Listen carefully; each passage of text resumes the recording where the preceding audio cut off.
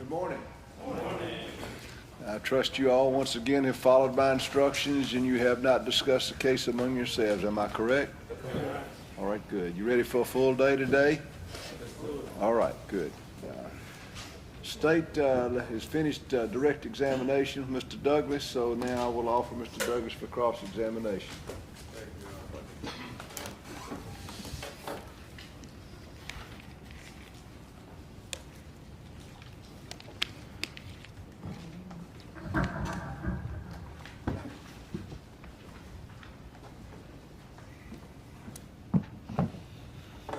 Another one. Good morning, Mr. Douglas. Good morning, sir.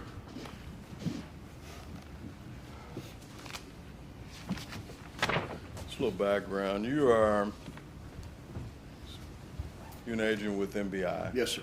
And you work primarily with homicide. Yes, sir. You do a lot of, and I'm just kind of recounting from yesterday. Sure. Violent gun crimes, and you've worked over 200 homicides in your career. Would that be correct? Yes, sir. Now, you became involved in this case December the 7th, Yes, 2014. Sir. I believe you indicated that you went down to the crime scene. I did. On that particular day, correct? Yes, sir. Anything of particular note on this particular day? As far as, there were a lot of things to note on that day, sir. Certainly. Describe some of them for the jury, please. Are you talking about the crime scene or just the crime scene? The crime scene, like I said, I always go to the crime scene to familiarize myself with it. There were still some, I say still some, I shouldn't say that. When I got there, there were some, I think there were search and rescue type people looking for, I recall 3 or 4 vehicles with maybe 5 or 6 people there, looking in the ditches, trying to find anything else of interest. And when I say people, let me qualify that, Mr. Peterson, official type. I think they were, like I say, search and rescue type people. Of course, you know, notice in the area, you've seen the photographs. I just observed the burns on the tree, the grass, that type thing. Like I say, I went mainly to familiarize myself with it. Yes, sir. Now, when you were there at the crime scene on this particular day, again, I'm talking about December 7th. Yes, sir.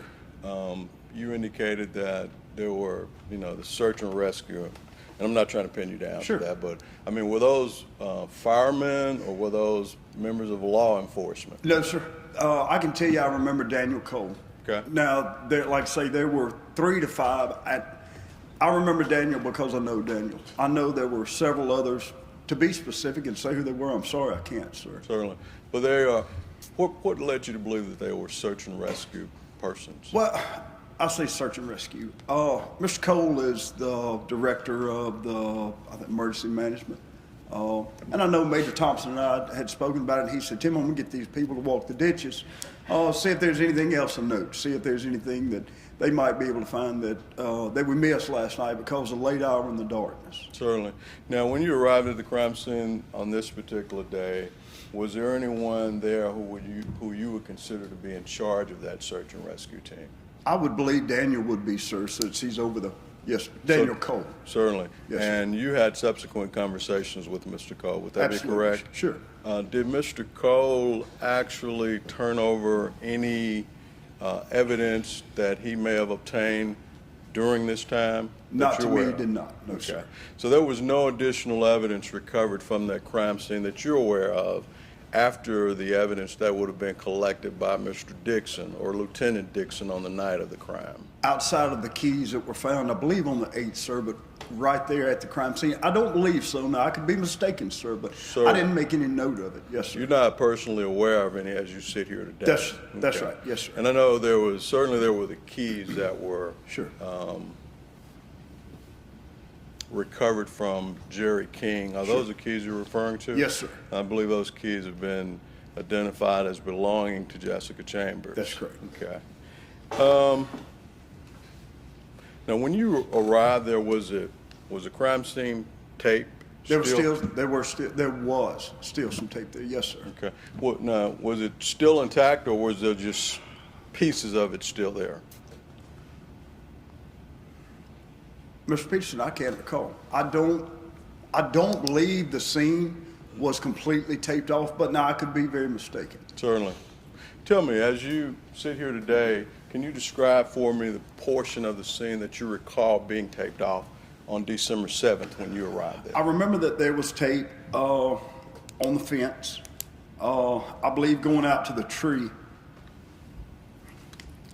To say that there was tape around the entire scene, I cannot say that for certainty, sir. Okay. Had the vehicle been removed? Yes, sir, absolutely. Okay. And do you recall whether it was still smoldering or not? The vehicle or? No, I mean the scene. Oh, Was no, there sir, still no, sir. smoke It had been still coming? extinguished, yes, Okay.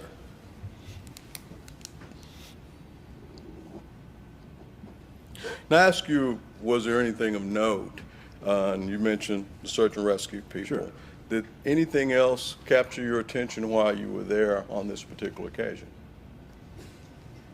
The scene itself, but I mean, if you're asking if anything stuck out and piqued, I was very interested in the fact that, and again, the reason I went there, to orient myself with the way the vehicle was pulled in, there were skid marks that came down from would be from against the fence down to the road, and I said, is this where they drove up? And they said, no, this is where the wrecker pulled the vehicle out. Okay. So that was my concern, was to make sure I understood the orientation of the vehicle at the time that it was found, and when I say exact, pretty much the placement of the vehicle. And so, and who actually communicated that to you, that the skid marks were? Major Thompson. Major Thompson? Yes, sir. Major Thompson was also present on this particular I occasion? rode with him down there, yes, sir. Okay, very Yes, sir. good.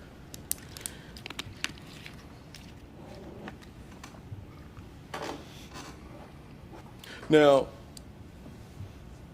Agent Douglas, do you prefer Agent Douglas? You can call me Tim, whatever you'd like, sir, whatever you prefer. What about Mr. Douglas? That'd be great also. Mr. Douglas, when you arrived at the crime scene on this particular occasion, do you recall having any concerns?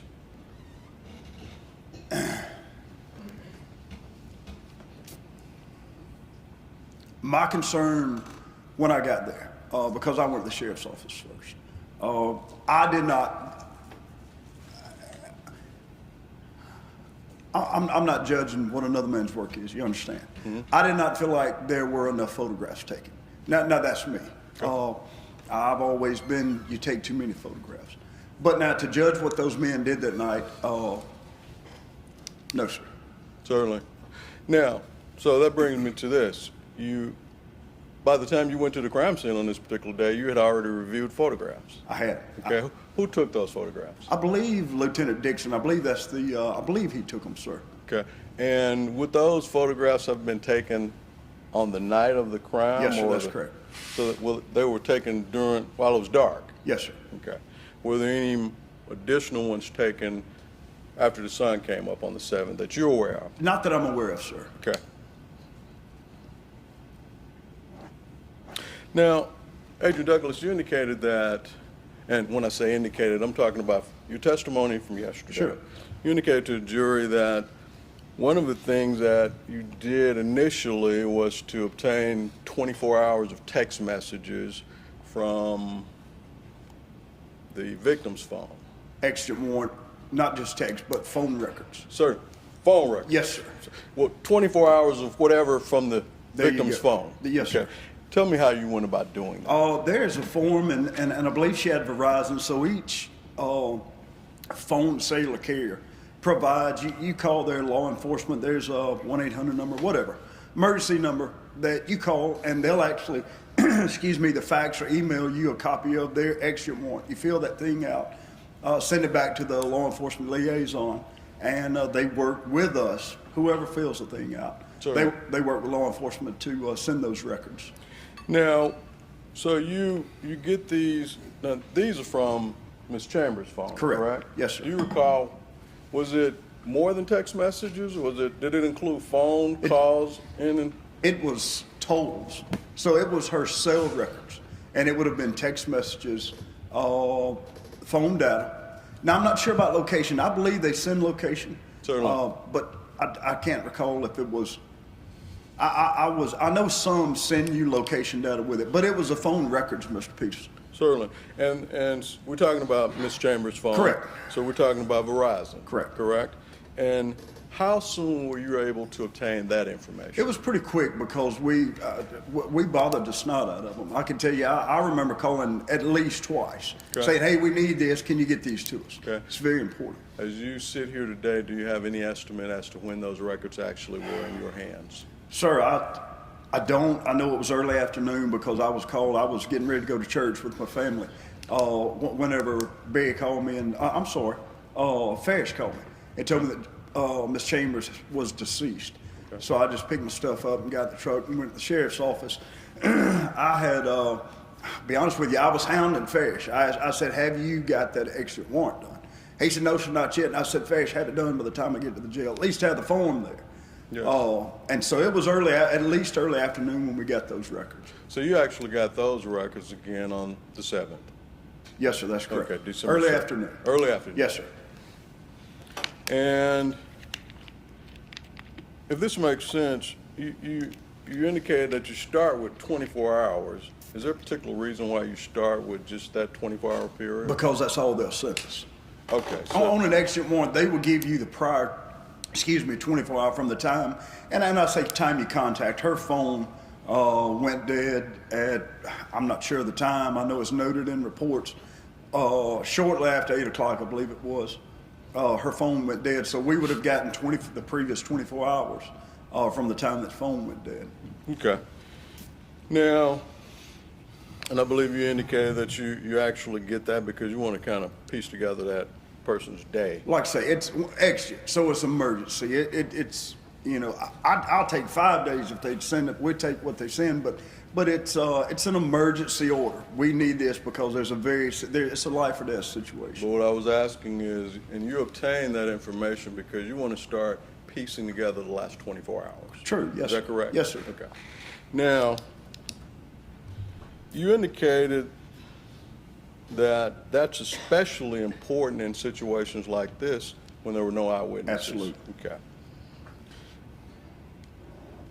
And then you obtain this phone information and you start pulling together the victim's day and you start to interview people, Sure. as I understand from your testimony yesterday. Yes, sir. And I believe that those interviews started with persons in the Cortland area. Not necessarily. There were some people from Batesville. It was whoever. If you have a copy of her phone records, then whoever was on that record, that's who we started bringing in. So Sure. it wasn't just Cortland people. No, sir. Well, I was just recounting your testimony from yesterday, and during that If I testimony, said- you indicated Cortland I'm sorry. area. I took that to mean Cortland, Pope, Okay. Batesville. Yes, sir. From this area. Yes, sir. Yes, sir. Batesville. I know there was one young man from Batesville. So Fair I'm enough. sorry if I misspoke. It wasn't just limited to Cortland. Not a problem. Yes, sir. So, as you sit here today, now, one of the people that you interviewed was Keisha Meyer. That's correct. Yes, sir. And you indicated, or according to my notes, you characterized her as Miss Chambers' best friend. That's the way she characterized herself. Yes, Okay. sir. And that was when you interviewed her, Yes, correct? sir. Correct. You recall any other persons that you interviewed during this early stage? Yes, sir. There were quite a few. Okay. Do you recall any of those interviews? I do. Yes, sir. Okay. Again, I take. I'm careful not to call names from the stand, sir. Obviously, with the media, I'll be glad to start calling names if you'd like to, but I prefer not to, sir. Well, let's do it this way. You indicated, and I've got here in my notes, Yommers. Yes, sir. You spoke with Yombers. someone, they told you Yommers. Yombers. Please, what did you mean by that? That was one of the young firemen. That's when this was Monday. Okay. I said, "What? Tell me what she said." Excuse me, because we were getting the Eric and Derek. The hallway by this time, the sheriff's office was filling up with local investigators, some other state investigators. The firemen were in and out. And I pulled one of the little guys to the side, and I said, "Tell me what she said, bud. Tell me what you heard her say," because there was chatter, excuse me, among themselves through the hall at the sheriff's office. And he said, "Mr. Tim, I believe she said Eric or Derek." I said, "What else, buddy?" He said, "Well, we asked her last name, and she said Yombers." I said, "So instead of Chambers," I said, "Did you know her?" He said, "Well, after, we figured out who she was, but she called her last name Yombers with a Y." Okay, Yombers. Yombers. I was saying Yombers. I'm sorry, no, sir, Yombers. So you understood her to say Yombers? Yes, sir. Okay. That's what he understood her to say. Do you recall which, and this was one of the first responders? It was Seth Cook. Seth Cook. Yes, sir. And during your testimony yesterday, you characterized that as dying declaration? I did. Okay. Can you explain to the jury what a dying declaration is? Sure, when someone dies, or well, when they die, prior to death, when a person makes a statement, we take special notice of it. We always have. I could go back through several instances, I won't, but a person having been shot or whatever, shot, stabbed, and they say so-and-so did such and such. Again, like I said yesterday, sir, to qualify that answer, you always have to take into account the state of mind, the state of the victim. Now from an investigative standpoint. So again, I understand your question, and I'm not trying to over answer your question, Mr. Peterson. But the totality of the circumstances, the reason I think I described it as going in with eyes wide open and not limiting ourselves. Yes, she made a declaration. Yes, in my non-medical opinion, she was in a state of terrible shock.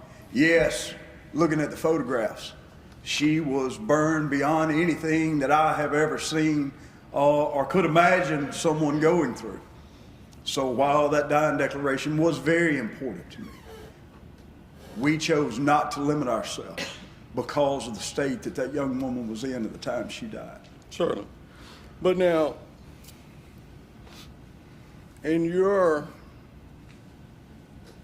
200 homicide investigations, how often would you say you have encountered victims who have given dying declarations? There's been quite a few. Quite a few. Yes, sir.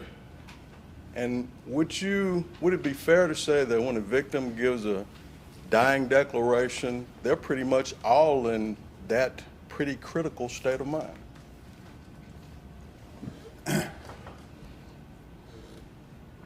I'll answer your question like this, not a yes or no answer, so no Sure. disrespect, sir. Every person, every homicide is obviously different. Nobody dies the same way. Nobody's shot in the same place. Nobody stabbed the same way. Yes, sir, they're all critical. I'll qualify that answer again. I have never seen a homicide victim in the state that Ms. Chambers was in at the time she gave her declaration.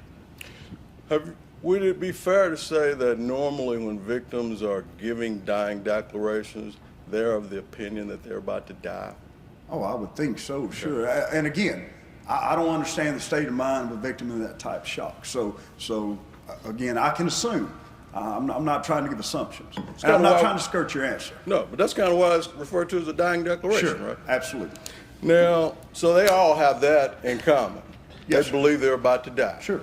Have you ever known, during the course of your 200 homicide investigation, a victim to give a dying declaration falsely implicating someone else? Again, I'm not going to skirt your answer. I would have to go back and look through every homicide that I've worked that involved that to see if exactly what they said matched exactly what we found. Well, let me ask you like this. Have you ever had a victim to give a dying declaration against someone other than who they thought caused them to be in the position where they were giving that dying declaration? I don't believe I have. Okay. So it's not like some girl or some guy is going to try and get one in against a girlfriend or boyfriend on their way out, is it? No, that's hypothetical, sir. I'm not going to answer a hypothetical question. I'm sorry. Certainly. Now, you indicated that Yombers, and then there was, we all heard the name Eric, Yes, sir. and then Derek. Yes, sir. Did you interview each of these first responders? Personally interview? No, sir. I Certainly. didn't. No, sir. How many, you spoke with Seth? Yes, sir. Do you recall speaking to any of the other first I did, responders? yes, sir. I spoke to several of them, and it was like I say, knowing the majority of these young men, I'd grab them and say, hey, tell me what was going on, tell me what you heard, tell me what was said, tell me what you thought. That was a lot, I guess a lot of mine, a lot of my thought at the time was, tell me what you were thinking at the time. What did you see and what were you thinking? What was your state of mind when you heard this? Because hey, I'll be very upfront with you and this jury and everyone in this courtroom that I was very not concerned. I was very interested in the fact that she said this Eric or Derek without a doubt, 100%, no doubt about it. Yes, sir. And did any of those first responders that you spoke with mention the name Quentin Tellis? They did not. No, Did sir. any of them say Quentin? No, sir. Or Quinn? No, sir. Or QT? No, sir. Or anything similar to Quentin Tellis? Not one. That you're aware of? Not to me. No, Okay. sir. Well, did you become aware of any of them No, sir. saying that later? No, sir. Okay. And then yesterday when we were talking, or when you were being questioned by the prosecution, you indicated that at that point, it absolutely caused you to expand your investigation. Absolutely. Based upon that information. Yes, sir. So you took that Eric or Derek seriously. Now, when I said expand, I was referring to the Youngers, the fact that she couldn't pronounce her last name. Certainly. So that was my testimony as far as that testimony. That was the reason for the expansion, Okay. or the not limiting ourselves to Eric or Derek. Okay. So your testimony is that you expanded your investigation because of the term Yombers. Correct. Even though, as I understand it, and please correct me if I'm wrong, only one person indicated that to you. Let's see. Let me think. There was another one, sir. That she. Several of the guys said, I really couldn't understand her, Mr. Tim. I thought it was Eric or Derek. Now, I'll be quite frank with you. Several of these young men, I'm not saying they changed their story, but they said, I thought I heard it. I heard so-and-so say it. So I took it at that point with the Yombers and the things that were told to me by some of these first responders. If I tell you a name, ma'am, you start sending it down the line, and by the time it gets here, it's very possible it's the same thing, very possible it's something else. Again, I'm not trying to tell you what the state of those firemen, the state of mind they were in. Let me go back to Seth Cook, Mr. Peterson, if I can. To go along with his statement, I said, Seth, tell me how you felt when you got there. He said, Mr. Tim, we got out of that truck and I saw that girl walking up the road. He said, I was scared, and he used some expletives. I was scared to death. He said, we started backing up. He said, I told, I believe it's Cole. He said, I told Cole, go back to your truck and get your gun. Something's not right.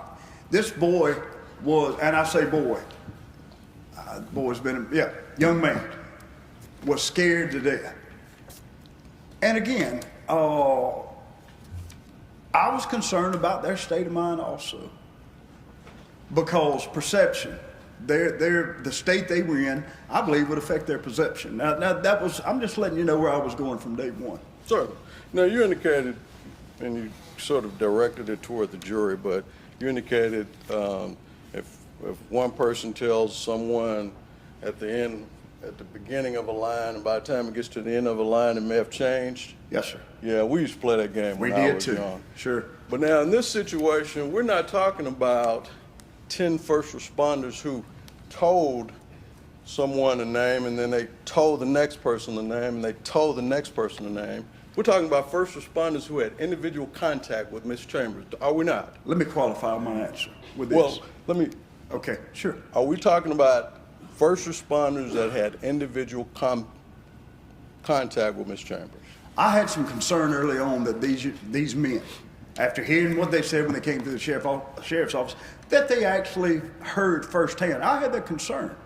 Reason being, now if I can qualify that answer for you, reason being, some say, Mr. Tim, she was whispering, I could hardly hear. Some said, man, she was walking back to the ambulance and talking just like me and you were. That's 180 degrees apart, Mr. Peterson. So again, sir, that's the reason I use that. I'm not trying to skirt my answer, or skirt your answer. But we had this large divide. A couple of them saying I could barely hear. She was barely talking, and then went over here and said, "Man, she was talking just like me and you were talking." So yes, sir, there was concern on my part early on. Certainly. Did you get a chance to review the statements that were actually written by the first responders in this case? I did. Did your review of those statements cause you to go to that particular first responder to clarify any concerns you had, as you just articulated? Sorry. We called that was the reason of pulling several of them to the side. Let me go ahead and say this, and I'm going to take the hit on this because this is on me. When I said deaths yesterday, not just homicides, we investigate officer-involved shootings. So if a police officer shoots somebody, we're the outside investigative body that goes in and performs investigation, independent investigation.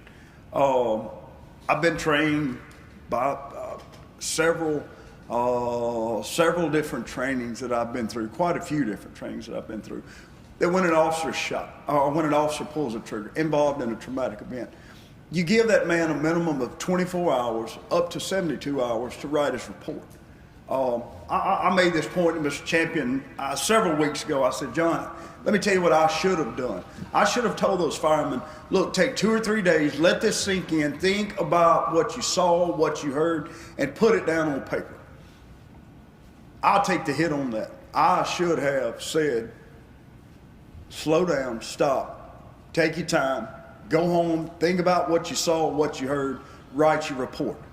They were involved in a traumatic event. I don't know how they described it when they sat on this stand, but I'm just letting you know that according to what they told me, they were involved in a traumatic event. It was on me to say, slow down, take your time, think about it before you tell us what you saw or heard.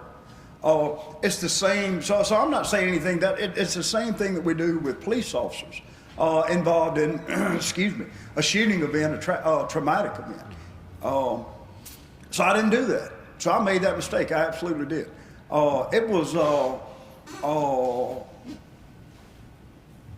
It was chaotic around that jail the first day, for sure, the first couple of days. And so, and again, I believe I said it yesterday. I was not, my purpose of being involved in that investigation wasn't to run it, it wasn't to head it, it wasn't to be the boss or anything. It was to go in and try to coordinate. But I should have stepped back and said, hang on just a second. But, and the point making there, when Barry or Dixon or someone would come to me and say, hey, I got so-and-so doing something or other, it was like, okay, good, fine. You know, we're doing this, so that's fine. Okay. And you said that was on you. It's on me, yes, sir. Would you agree with me then that it is on the first responder themselves to articulate in their statement what they actually witnessed there when they were present doing this? Would you agree with me? I'll agree with you, but that's a two-part answer. I'll agree with you 100%. Sure. If I can finish. Not to make less of those boys than what they are. You're talking about boys that come from the part house, from the farmhouse, from the woodshed, and they do a good job, and thank God for first responders that volunteer their time. They don't have the training that what I consider, when I say professional firefighter, person that goes through the training and does it for a living, a professional law enforcement officer that has the wherewithal to be able to and is afforded proper training. These boys work on the farm 5 days a week, answer their fire call. And I'm not making less of them, sir. I'm making that point to say these guys saw something they had never seen before in their lives. They, in my opinion, my professional opinion, from dealing with death for 20-something years, they weren't afforded the opportunity to sit back and say, okay, I've seen this before, done this before, this is what my training has told me to do. They were just out there. Are you attempting to tell this jury that it takes a special type of training just to write down what you see? No, sir, but what I am saying is that if you will, so let me put it like this at the first hand. To read a report that some of these boys wrote, and then you read some of the reports that law enforcement wrote, you'll see a totally different type report. No, sir, I'm not saying that at all, Mr. Peterson. What I'm saying is, without a doubt in my mind, and I'm not making less of what they were saying, I'm not making less of Eric and Derek. What I'm saying is these boys were traumatized on the scene. They told me what they believed they heard, without a doubt. So, at this point, we're into your investigation. You've gotten Yommers, Derek, Eric, Yes, sir. Yombers. Yes, sir. And your investigation is expanding. Yes, sir. Okay? Now,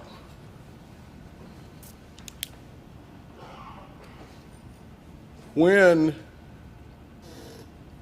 do you recall speaking with, well, let me preface it by saying that did you interview Keisha Meyer? Yes, sir. Okay. Was that the first person you interviewed? Was not, no, sir. Okay. Who was the first person you interviewed? First person I interviewed, his first name was Roscoe. Second person I interviewed, his first name was Brian. Were these individuals in the phone? Roscoe was not, Brian was. Okay. So that would have been information that you have gotten out of the phone, correct? On Brian, yes, sir. Roscoe, no. Roscoe was not on the phone records. Certainly. But I mean, you had the phone records by this time, correct? Yes, sir. And you were putting together the last 24 hours. Yes, sir. So you were trying to ascertain the persons that she had been speaking to or texting over the last 24 hours. Yes, sir. Brian, we're Brian's talking on the about phone. Brian Mullen? Sir? Brian Mullen? That's correct. Okay. Now, at some point, you spoke with Quentin Tellis, correct? I did, yes, sir. Now, as you sit here today, when do you first recall speaking to Mr. Tellis? It was I first spoke to Quinn on the 10th, which would have been Wednesday. The 10th, so that was 4 days after that. Yes, sir. Was that, well, that interview was not recorded, correct? It was not, no, sir. That interview is memorialized in your notes. In notes and reports, yes, sir. Now, who was present at that interview? Myself and Major Thompson. Okay.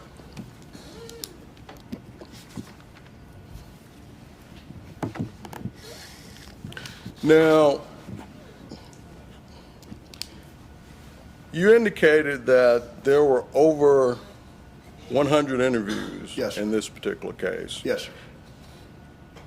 When you say 100, do you mean yourself personally or No, by sir. As the everyone is involved? investigation as a whole, yes, sir. Okay. And at what point did those interviews or this investigation start to expand beyond the Cortland area or Batesville or Pope, as you recall? Well, I'd have to say early on because one of our prior, one of Jessica's prior boyfriends lived, I believe it was Ohio. So I mean, the thing expanded. There was never a time that we said, okay, boys, we need to start looking outside Cortland, Batesville, whatever. It was, when I say wide open, it was literally wide open, sir. Now, you indicated on yesterday that you contacted the Fed and you got every Eric in Panola County. Did I understand that correctly? From the Fusion Center. From the Fusion Center. Is that a federal agency? The Fusion Center is a state agency. It's a sir. state Yes, sir. agency. They come under MBI and the Department of Homeland Security. Okay. So they provided you with the name of every Eric in Panola County? That's correct. Okay. What about Derek? I believe Derek also, yes, sir, I Okay. believe that's correct. Do you recall how many names were on that provision? How did they communicate that information to you? It was sent to us in a list. There was a list sent to us. Okay. Sent to Major Thompson, I believe it was. Certainly. Did you see the list? Yes, sir, I did. Do you recall how many names were on that list? I don't, sir. No, Was sir. There there- were quite a few. I couldn't even speculate how many. There was quite a few. Was there more than 5? Oh, absolutely. Was there more than 100? I don't think so, no, sir. So it would have been somewhere between 5 and 100. Yes, sir. 50? Like I said, there were quite a few. I wouldn't even start to speculate. how Certainly. many. Now,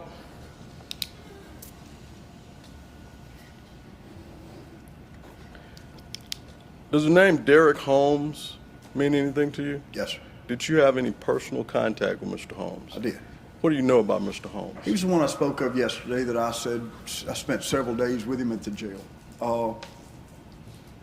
Very early on, I'd have to look back at my notes and see the first day, I think maybe possibly Monday. We actually Mr. Champion made sure I made the point when I said we kept him at the jail several days. I interviewed him over several days, interviewed his family. His family was sick of me by the time it was over with. And the point I was making I was very honest and literal when I said, but the thing that exonerated that young man, the thing that I came to, he was absolutely rubbing his mama's feet whenever Jessica died. That was the point I was making. That's the depth that we went to with a lot of these Erics and Derricks, the depth I went to with Derrick Holmes. Mr. Holmes is a registered sex offender, He is. not? He is. He was home at the time rubbing his mother's feet? That's correct. Okay. How do you know that? By interviews that I did, looking at again, I'll make this comment over and over, the totality of circumstances, totality of investigations. Some folks just aren't concerned with time. They'll say, I think it was Saturday. Well, it's after lunch. I couldn't tell you. So a lot of things I'll ask, what was playing on the TV? You know, maybe Wheel of Fortune. When you go through and start interviewing people, interviewed his mother, interviewed his brothers, interviewed some people that were out in the yard, interviewed not a girlfriend, but a girl.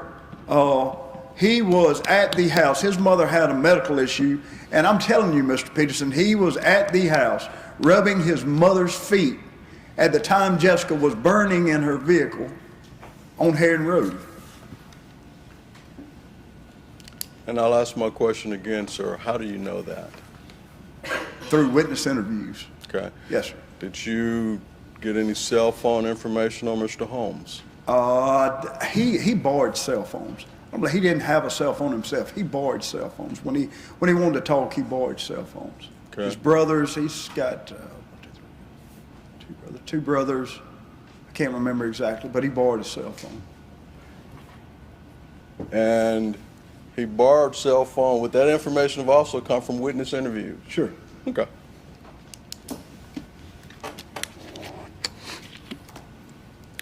Mr. Holmes was also DNA tested. Mm-hmm. Okay. Were you aware of that? I believe that's right. Yes, I believe that's correct. Matter of fact, I'm pretty sure Barry swabbed him whenever I was sitting there. Okay. But now all we know is that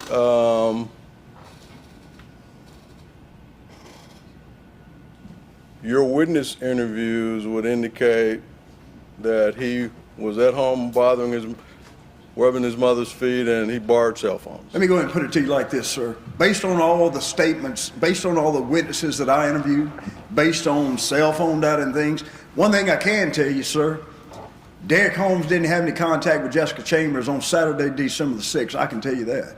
Okay. I can nail that down for you. I understand. I'm not trying to be confrontational. I'm sorry. No, sir. I won't be confrontational. I apologize. The point I'm making, Derrick Holmes had no contact with Jessica Chambers on December the 6th, 2014, period.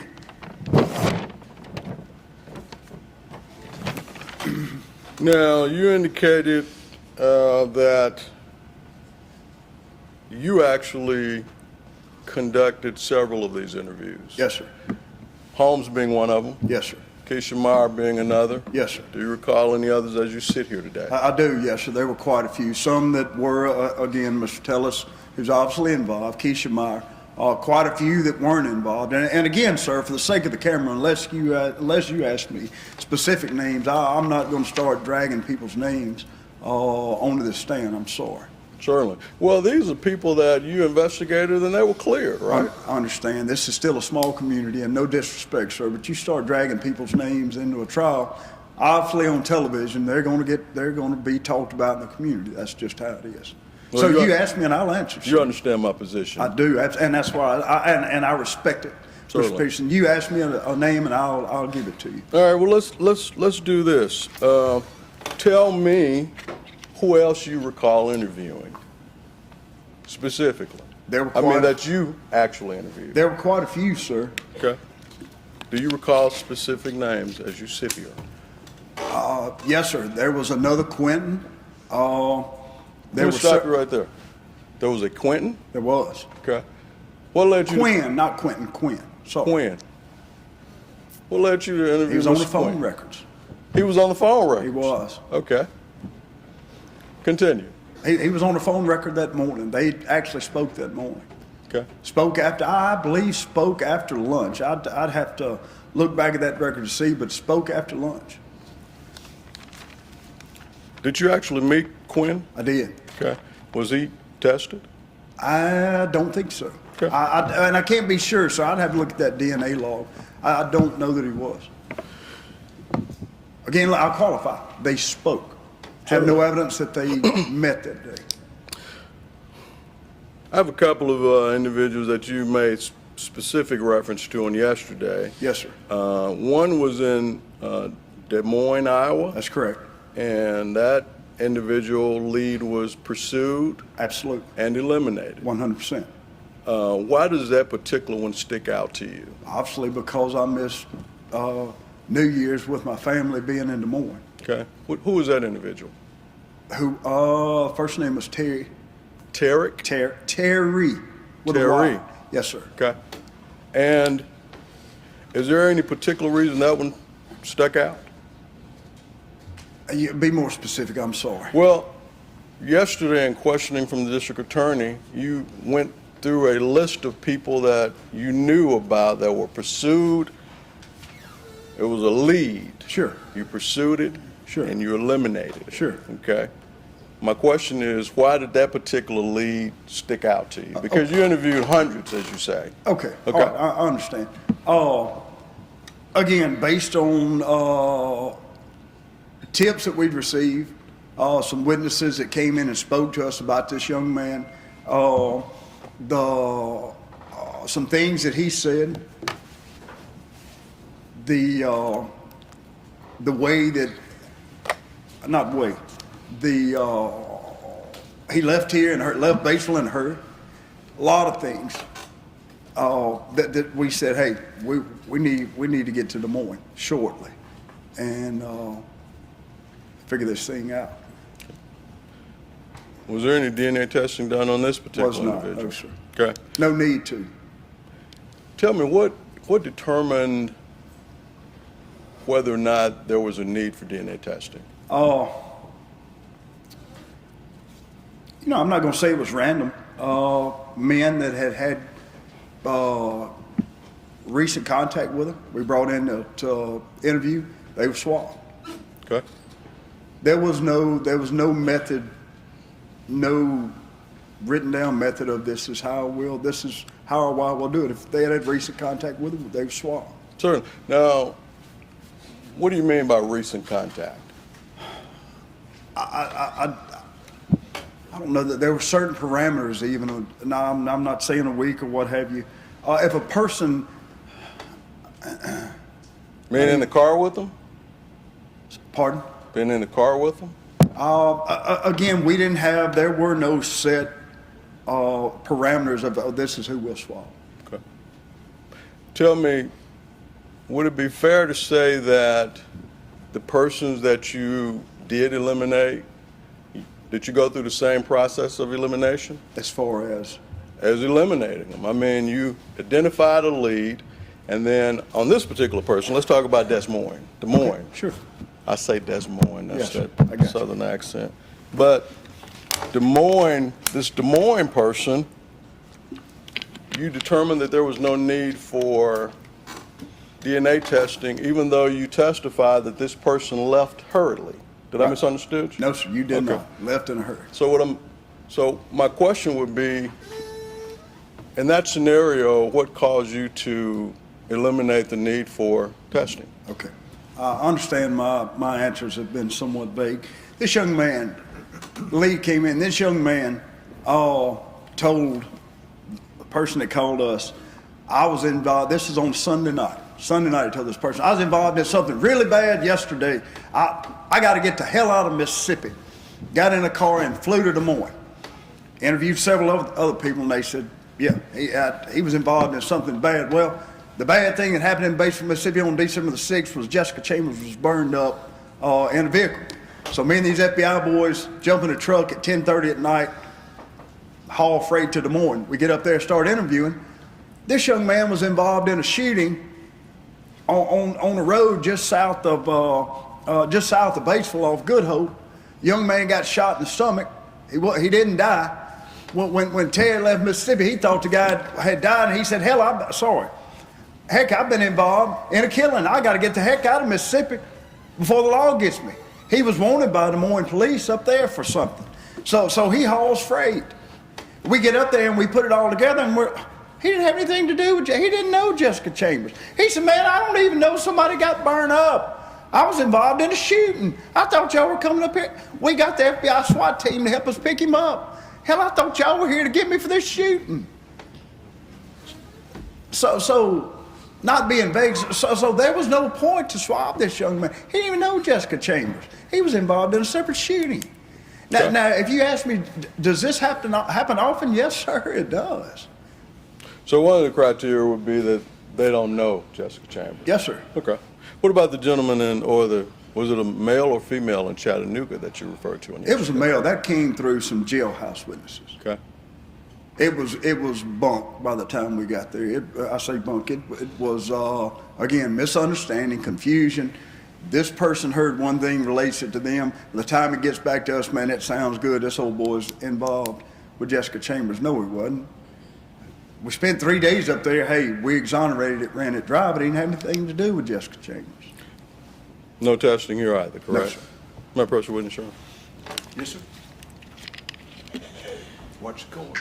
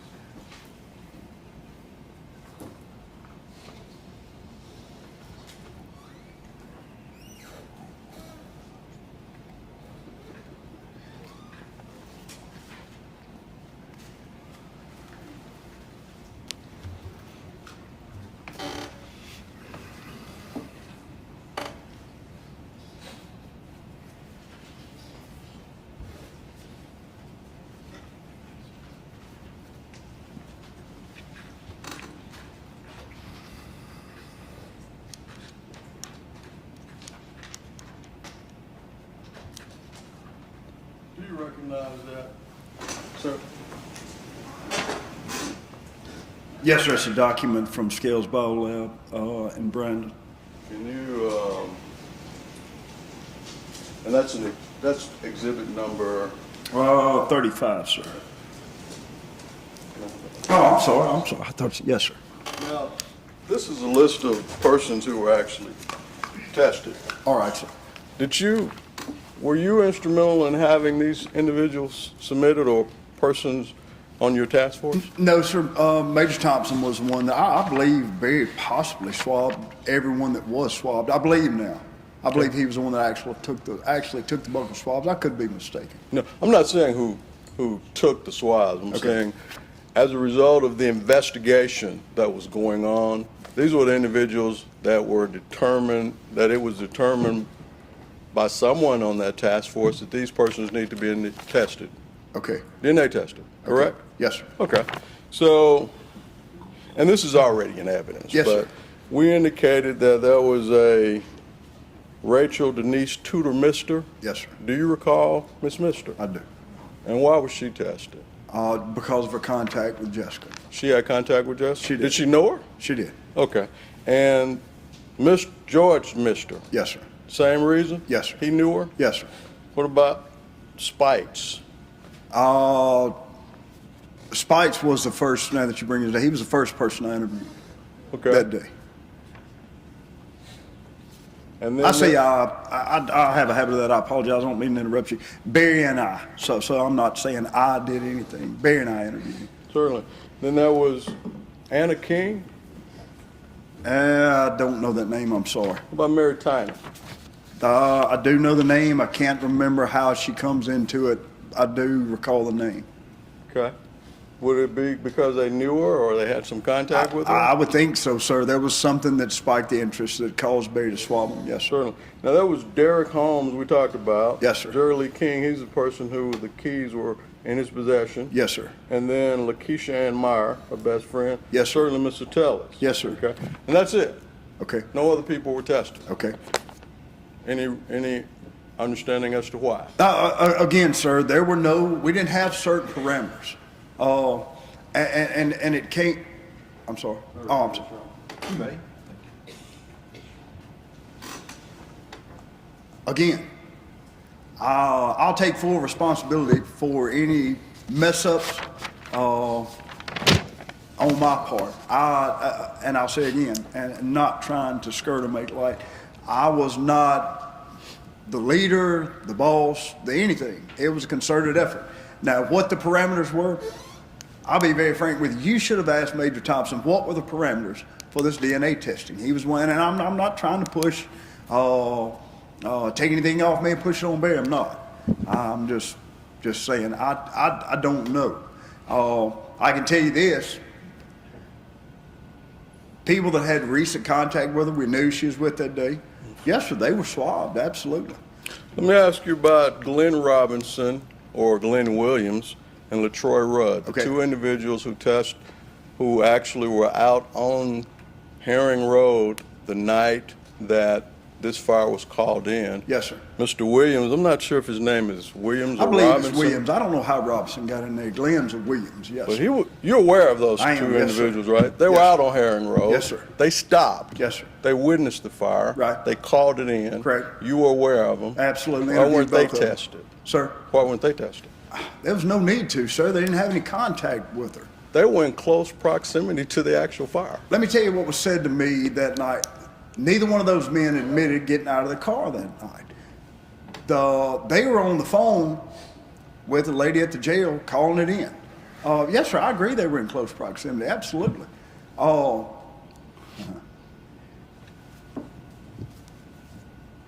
Based on our investigation, these men had no prior contact with Jessica Chambers whatsoever. Never knew her, never talked to her.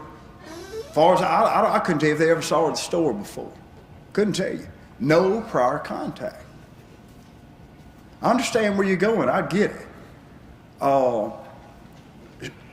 You asked me today, should they have been tested? I'll tell every one of you, not in my opinion, not in my professional opinion. These men had no prior contact with this lady, period, that we could find, period. Other than them being there at the scene of the crime. Calling the scene, yes, sir, yes, sir. Yes, sir. Two witnesses that called it in. Maybe it was just their unfortunate time to stop by and call that fire in, but yes, sir. Did you ever have a conversation with either of these I gentlemen? did, both of them. So now Mr. Robinson testified in this very trial. Mr. Williams? Mr. Williams, he testified in this trial. You Yes, aware sir. of that? I saw him in the hall, yes, He sir. testified that he stopped, stood there, and the fire was going way up in the trees. Did he tell you that? He didn't. He didn't. So he lied to you. No, sir. No, sir. No, sir. No, sir. I'm telling you that he said, I stopped in the road. I said, tell me what the fire was like. He said, Mr. Douglas, when we got there, that fire was contained to the inside of that car. I said, so you're saying it wasn't, was it blazing? He said, the inside was. He said, maybe a little bit of it was burning out onto the the motor side or something like that, but fire was contained to the inside of the car. So he told you he stayed in the vehicle. Put it like this, he never told me he got out. Okay. So that's different from what he told this jury. Then. I don't have a clue what he told and I'll this let jury. the jury make that determination. Okay. But that's Yes, different. sir. So proceeding along those lines, it would appear that Mr. Williams wasn't totally candid with you. No, sir. And I'm not suggesting that Mr. Williams had anything to do with this crime. Okay. What I am suggesting, though, is that these parameters that you speak of, this gentleman was out in close proximity, yet it seems like you basically kind of took his word. Well, I didn't get out of my car, and then I'm not hearing anything that you did further to exclude him as a possible suspect. Two-part answer, with all due respect. You just made the statement that I think I've been trying to make this jury. What exactly were your words? I'm not saying he had anything to do with this crime. I'm telling you, I don't believe he had one thing to do with this crime. Did we look through, I mean, when I say exhaustive, when we exhausted her phone records, her Facebook, and you'll hear it later. I told you I'm not the tech guy. I can call names like Facebook. I can tell you a little bit about phone tolls and text message tolls. There was an exhaustive search of Jessica Chambers' personal cell records, personal things like, I know Facebook, and I don't know if it's Snapchat, whatever else it was. These men were never on them, sir. There's no, you won't find one stitch of evidence that these men ever had any contact with this young lady. Now, the Erics that you obtained from the Fusion Center. Yes, sir. Okay, there was a bunch of those. Sure. You don't know how many. Right. Did you obtain some Erics or Derricks elsewhere?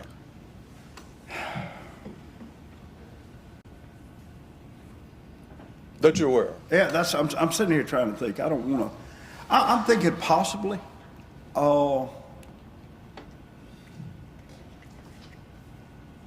But I can't answer definitively right now that there were. So, are you saying outside of Panola County?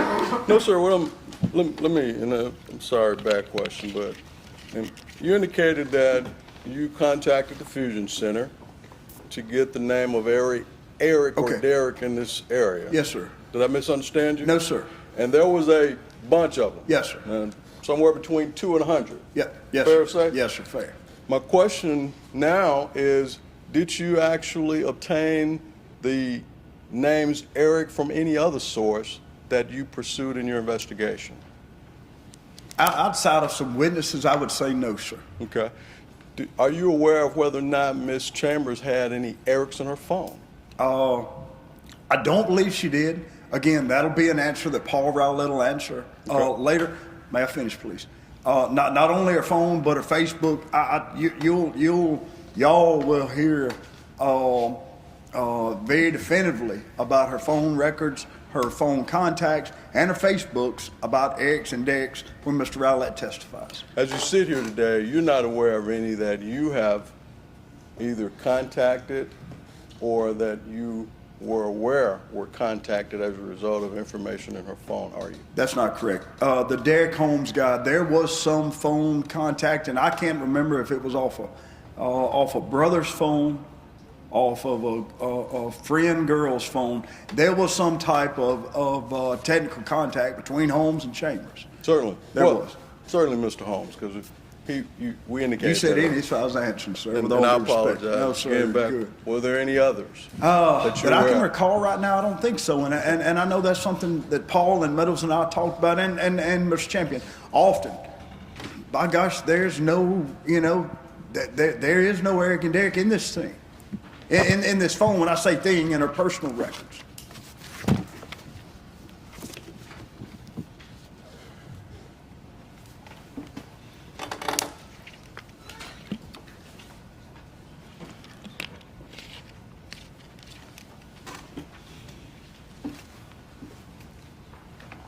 May I approach, Your Honor? You may.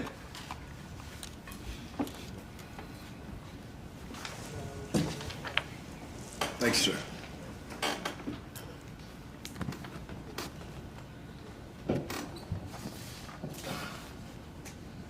Do you recognize that, sir? I don't. It's the first time I've seen it. I'll take a moment and look at it if that's okay. Please.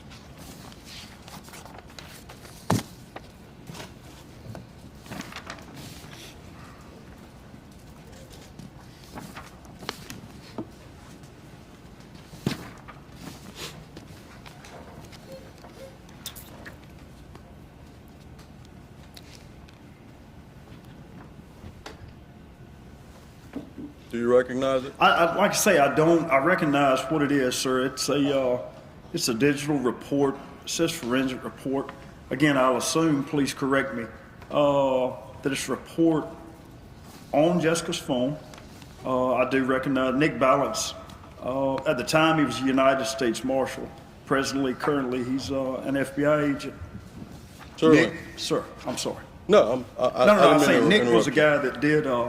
He was the marshal that did the majority of the phone work early on. you. Certainly. I will submit to you that this is a portion. This is not a complete report. This is a portion of a dump from Ms. Chambers' cell phone. Okay. It was actually prepared by the U.S. Marshal Yes, Service.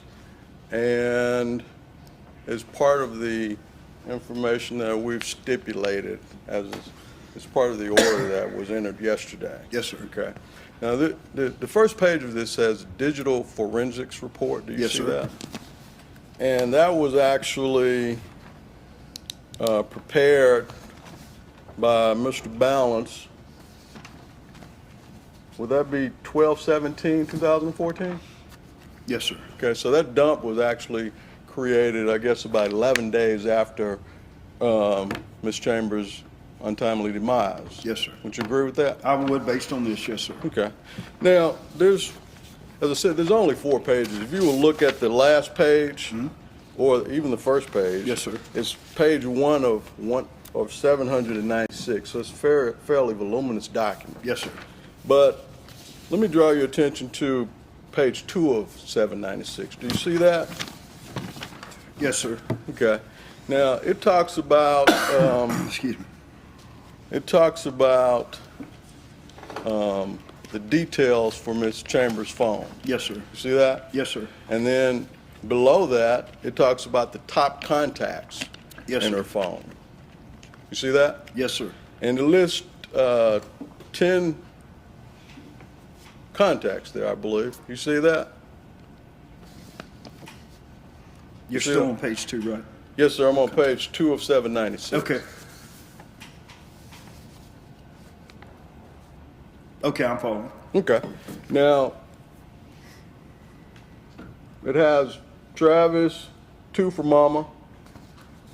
There's a 662, 609, 6619. Yes, sir. That's the 4 most popular contact on her phone. Would you agree with that? Yes, sir. And that one, I believe you can agree with me, is a number for Mr. Tellis at Yes, the sir. time. Yes, sir. And then after that, there was Brian.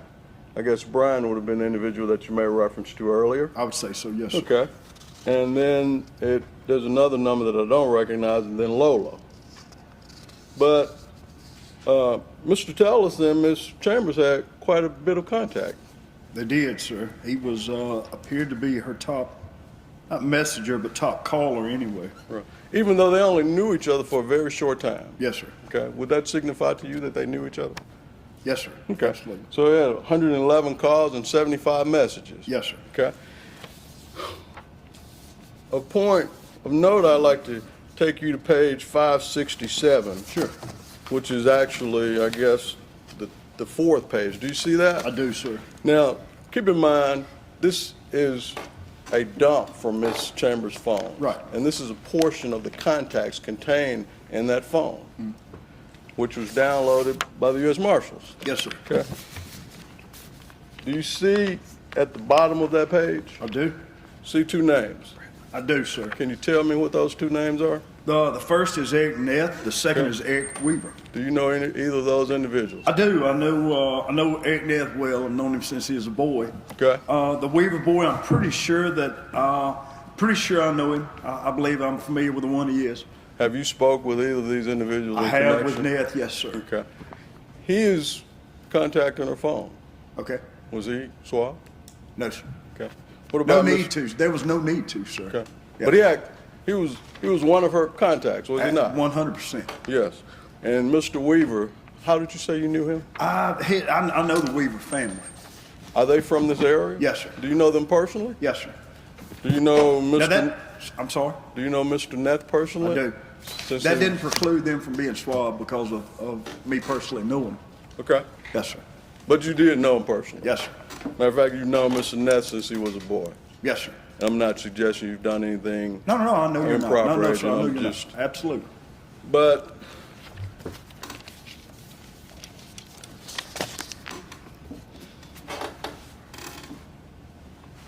Mr. Douglas, it would appear that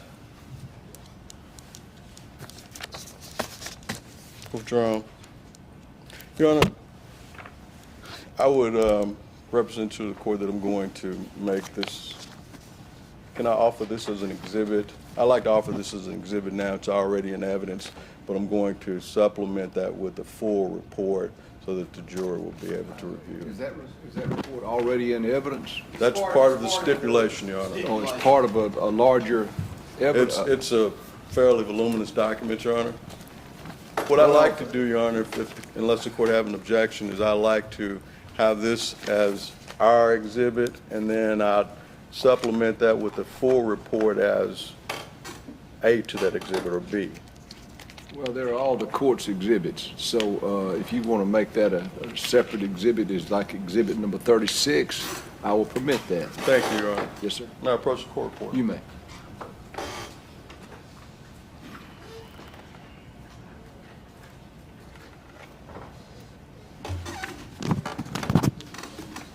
Sir, okay. There's original. You want to enlighten me as to what the previous large exhibit number was?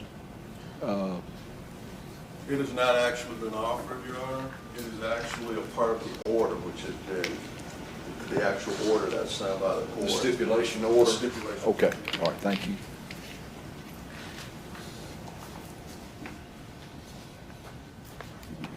I'm correct. That is correct.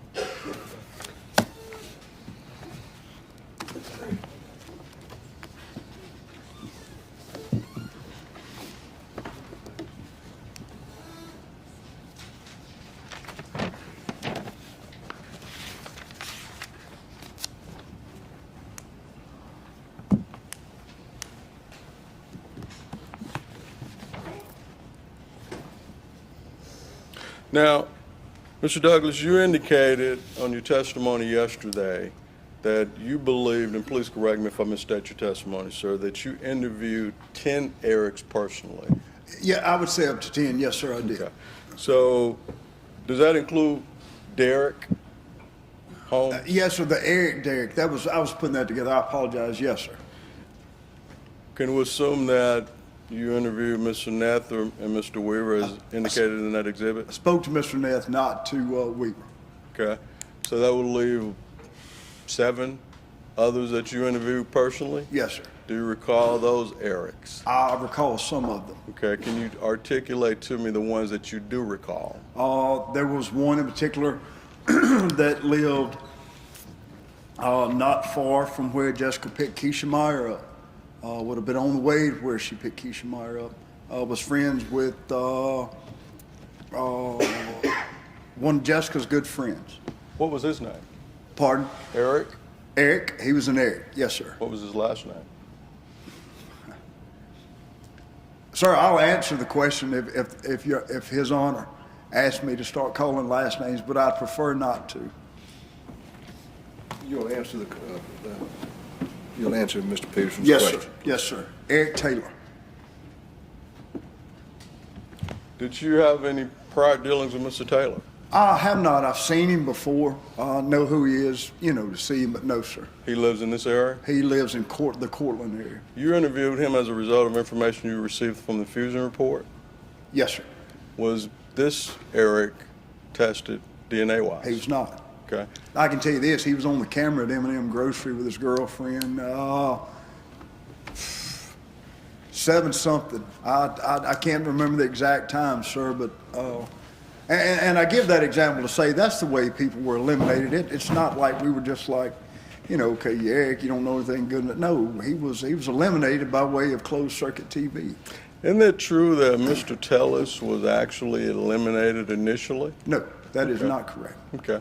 So you interviewed Mr. Tellis 4 days after this incident. Yes, sir. And a year passed before you spoke with him again. No, sir, he was actually brought back to the sheriff's office About a week after the first time I talked to him, spoke to him again. Okay. Well, I mean, those were the two initial interviews. Yes, sir. When was the second interview? It was, I believe it was the week, it was the second week, after the 10th. It was one day that second week. Would that have been the 12th? No, sir, the second week, sir. So it would have been 15th, 16th, 17th, something like that. I don't remember the exact date. Okay. And then after that second interview, that one was not recorded. That's right. Okay. It was almost a year before he was Yes, sir. interviewed That's again. correct. 11 months. Yeah, not quite 11 months. Yes, sir. Now, so you wouldn't agree with me that Mr. Tellis at some point left the radar and came back on? Absolutely. I would agree with you. Yes, sir. Okay, so when I asked you whether or not you had eliminated him initially, you said no. No, and no, sir, that's not. And I know Mr. Rowlett will testify this afternoon. Quentin Tellis was a person of discussion once or twice a month over the course of that next year. Once, twice, and I'm just giving you, I can't say we talked about him once, talked about him twice. Every month, every other week or so, we discussed Quentin Tellis. Paul and I more especially discussed Quentin Tellis. So, choose my words wisely. No, sir, he wasn't eliminated. Early on, no, sir, we didn't have enough to say. There was just always something there with Quentin, and I'm not saying there was gut feeling, none of that stuff. It was, again, the fact of the totality of the investigation, the phone records, the fact that he was with her that morning, that text message that he sent her at 7:42 p.m. Those things never sat well with me, and Paul and I discussed, and Meadows also discussed Quentin Tellis often, sir. So, no, sir, I won't concede that he was ruled out. No, sir, he wasn't. Fair enough. Now, Mr. Taylor was one. Do you recall any other? I don't recall any more of their last names. There was one that lived down here behind the National Guard Armory. He drove a big truck, and he was out of state at the time. He was. I didn't look at his log book. Anyway, he was out of state over the road trucking at the time Miss Chambers died. Derek Holmes. Let me think, sir.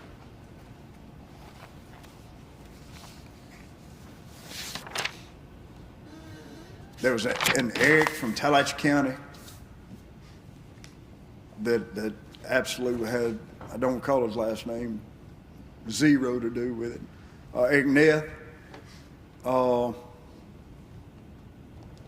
There's a young man that lives out on 35 South. Again, eliminated.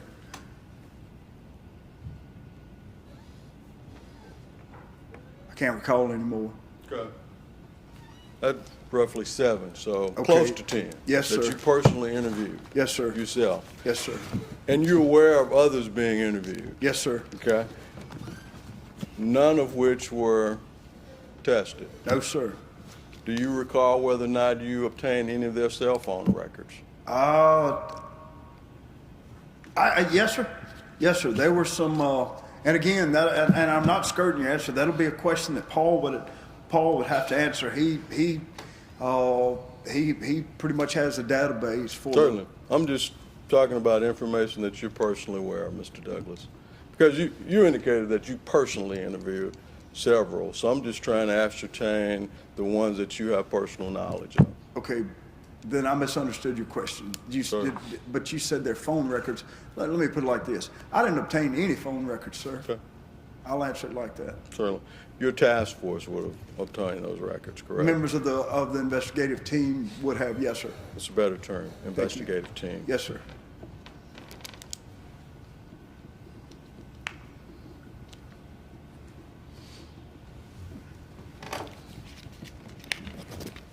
Now, you have interviewed Mr. Tellis on numerous occasions, Yes, sir. correct? Yes, sir. How many times? At least 5, sir. And we're talking about 5 interviews that you were personally involved in, Yes, correct? sir. And of those 5 interviews, 1 or 2 were not recorded, That's correctly? correct. That's correct. The sheriff's department does not have a video audio room, or did not at the time have a video audio room set up. And again, there were numerous these early interviews. I can tell you very few that were recorded, sir. Of anyone, I'm speaking of anybody. So I guess the point I'm making is we didn't choose not to interview Quinn first couple of times we talked to him. And of these 5 interviews, Mr. Tellis voluntarily consented to each. He absolutely did. And I Absolutely. believe he signed the separate waivers. Yes, sir. Those waivers are in evidence. Yes, sir. And he always participated willingly. Absolutely. I mean, I've classified him yesterday as I considered him a friend of mine from the first time I met him. Okay? Still do today. Now, in questioning on yesterday, you indicated that at some point you had this aha moment. Mm-hmm. Okay? Kind of tell me what caused that. What, sir? That aha moment. With- I think Mr. Champion referred to it, your very first aha moment I that got you you. testified to on yesterday. It was a call from Paul when we had discussed, that we had basically come to what I would say, come to the point that, hey, boys, we've exhausted every lead. We've exhausted everything we have. Let's go back to the beginning and start over. Paul, I can't tell you his exact techniques. He'll have to tell you himself. Paul began looking at phone records and location data again. As I testified to yesterday, and I believe that you were able to see, Quentin had told us early on, right after lunch, the last time I ever saw Jessica when I threw that money in her car. When Paul called me, he said, "Hey boys," I said, "Timmy D, Quentin didn't tell you the truth, man. He was with her later that night." And I said, "You saying past?" He said, "I'm telling you after dark. He was with her in Batesville." I said, "Well, Foot, he told me the last time he saw her was he said, y'all need to get on up here to the office in the morning." That's what led myself and Agent Meadows to meet Paul at his office. I believe Mr. Champion I don't know if he was notified that night. Like I say, it was a late hour, but he was notified the next morning. Hey, something has popped up. Let's look at this and see what we have. That's what began this story. That's what began this looking back into Mr. Tellis. My approach, Your Honor. Okay.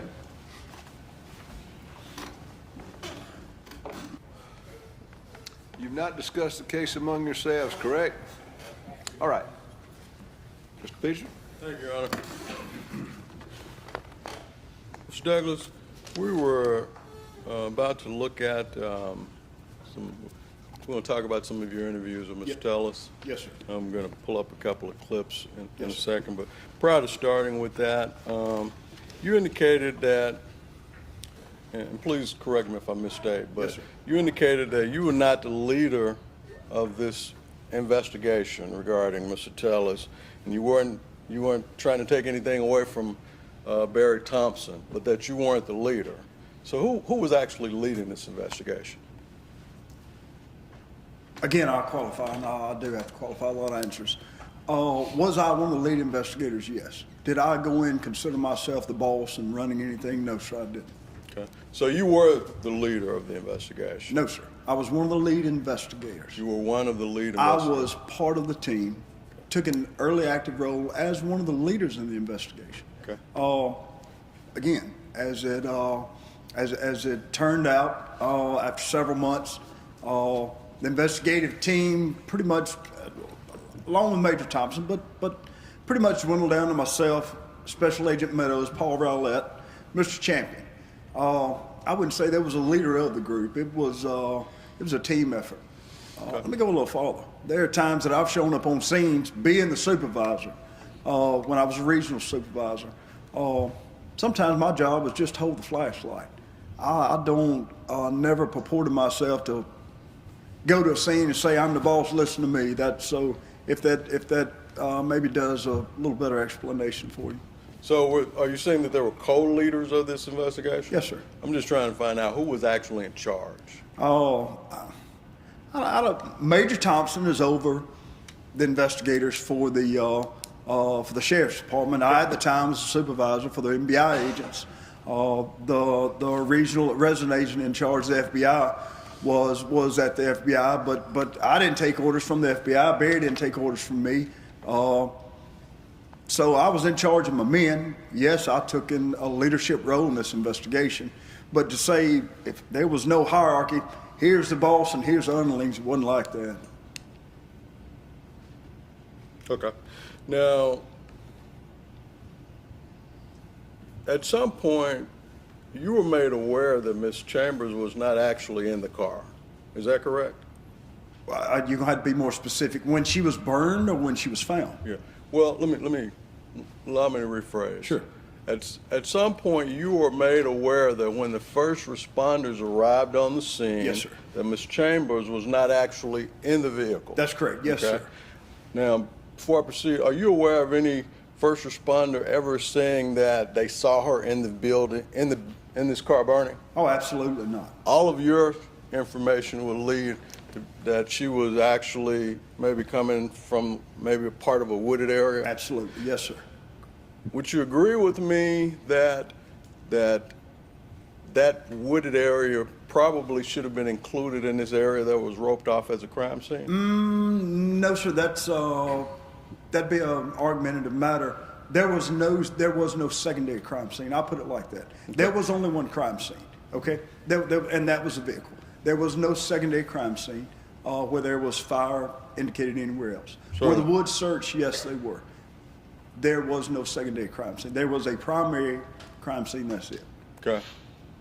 So, even though she was walking out of the woods or walking from the wooded area, that's not a part of the crime scene in your opinion? There was no secondary crime scene. That area was searched. I can't say that it was cordoned off. I don't believe it was. I know that area was searched, but there was a crime scene, and it was there where the car was burned. There was no secondary crime scene, sir. Okay, I'm a little bit confused, okay, Mr. Douglas, because, and please, and I'm not trying to misstate your testimony, but yes, sir. Earlier you indicated to me that items of evidence were collected from the crime scene. Yes, sir. Okay? Yes, sir. And that all of those items would have been collected by Mr. Dixon. Correct. You're not aware of any other items that were collected in this area other than those items? Again, I'll restate the keys that were obviously found up the road. Other yes, than the keys? Yes, sir. There were articles of clothing. I believe it was pieces of bra that was picked up, but I believe it was included in that crime scene.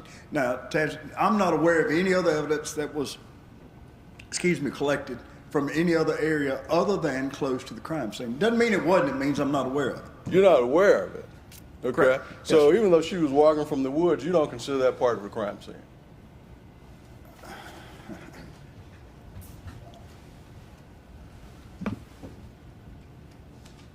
There was one crime scene. Okay. So that area where the vehicle was burned was the crime scene. That whole area was searched.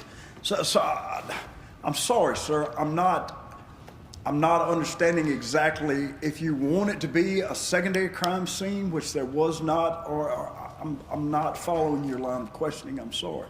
Okay. Let me see if I can clarify it for you. Please. Okay. As I understand it, the crime scene, and please, if I stray off, tell me. Sure. The crime scene would have been this area that was roped off immediately. When I say rope, I'm talking about the yellow crime tape. Okay. That was roped off immediately surrounding the vehicle. I didn't see exactly what was inside the tape at the time. Okay, what was inside the tape? Could there have been more? Should there have been more? I don't know. I wasn't there that night.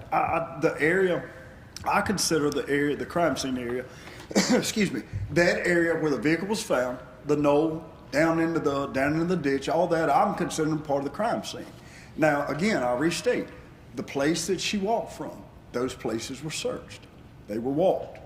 Was it cordoned off and considered a secondary crime scene? No, sir, it was not. There was no need for it to be.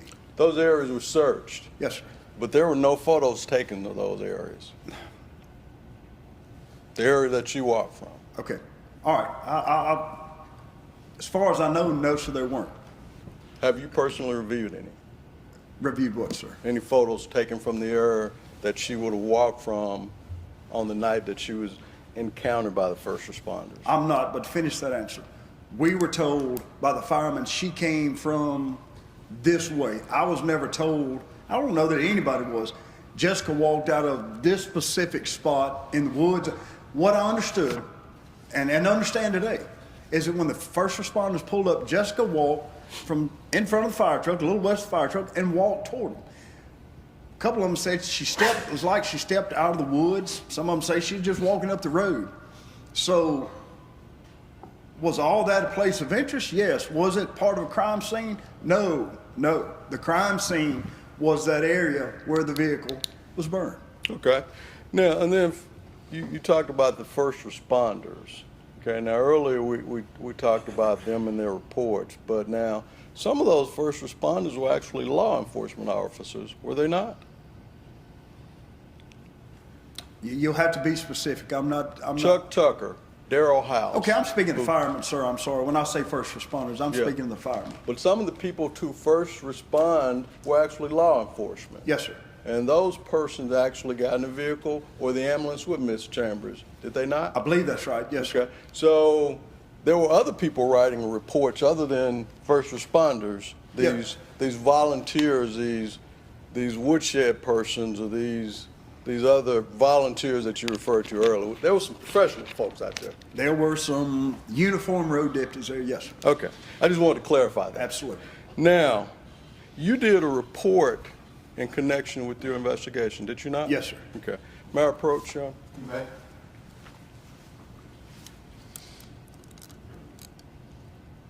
Thank you, sir.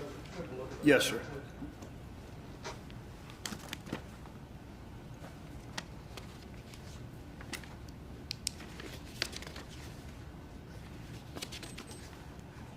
Is that your report?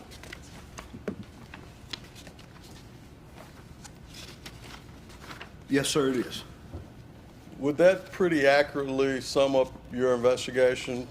Let me read this last statement, then I'll answer your question. The last paragraph of this report says, this report is not intended to be an exhaustive account of the investigation of Chambers' death. This report is intended to provide a brief summary of the substance of the aforementioned interviews. Okay. Tell me something. Would you consider this fusion report that you got to be of substance? Yes, sir. Okay. Do you make reference to it in your report? Oh, okay. All right. Oh, okay. I see.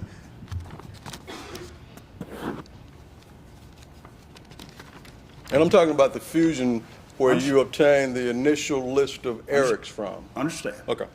For the sake of not arguing, please allow me to read this Certainly. paragraph again. And I was just trying to clarify. Yes, sir. I apologize. understand. No. I understand. I appreciate that. This report is not intended to be an exhaustive account of the investigation of Chambers' death.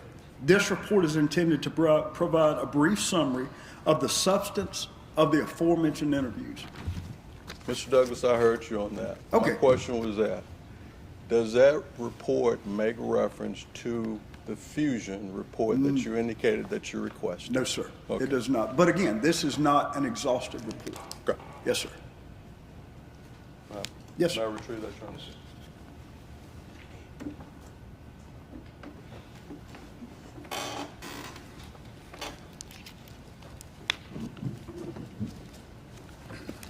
Now, you interviewed Mr. Tellis on several occasions. Yes, sir.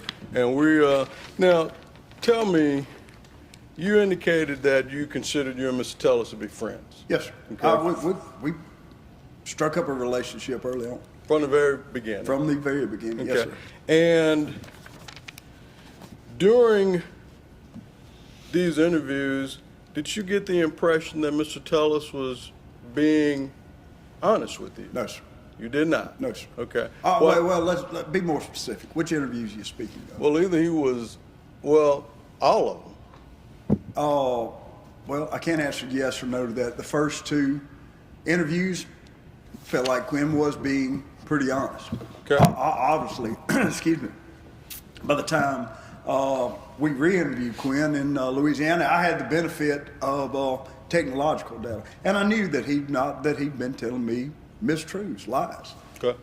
But when you first interviewed him, you thought he was telling the truth? Absolutely, I had no reason to doubt that man. Okay. Now, could that have been because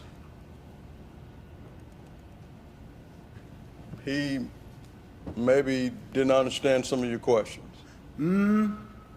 I think I was pretty clear. I did a lot of fast talking yesterday. I understand that.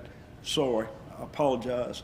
During an interview, I think you'll see I'm slow talking Jones, and that's pretty much the way Quinn and I communicated with each other. I don't think he misunderstood my questions. I made sure, and I think we saw yesterday, I made sure that Quinn understood exactly what I was talking about. Isn't it true that when you're interviewing Mr. Tellis, though, he tended to jump around a lot? You would ask him a question, he'd be talking about something else, and you'd have to pull him back on point. Sure, some was purposeful, some was not. Okay. How did you determine the ones that were purposeful? The purposeful were obviously the lies that he told, sir, and I'm not, saying anything against him. The video speaks for itself. When Quinn would tell lies and mistruths, he would use several different key things that I keyed on and realize he's lying. Such as? When Quinn lied, he became agitated. There was a point in there when Agent Meadows early in that first interview, I had stepped out of the room to take a call, and unbeknownst to me, Agent Meadows and Quinn continued the dialogue, and it was swear to God and on my mama, and Meadows hit him with it hard. Quinn became very agitated. It was obvious. Now we all know, Quinn was not telling the truth. Okay. Every time Quinn got ready, if you'll notice, and I wish I'd counted yesterday, every time Quinn got ready to lie, he did a stretch, he tried to get his story together, and he told his lie over and over and over. I want to play you a clip Sure. of a video.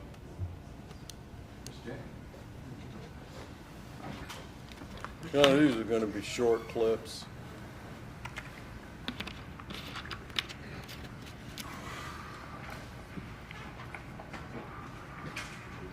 It was your mom, your stepdad, you, Poo-Poo, and the two kids. Was your other sister there?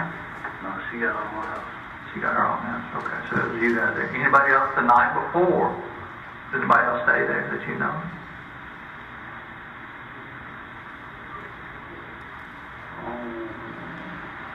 Jamie, she be staying with me, something like the one from Curtis, she be staying with me. Okay. Jamie. Okay.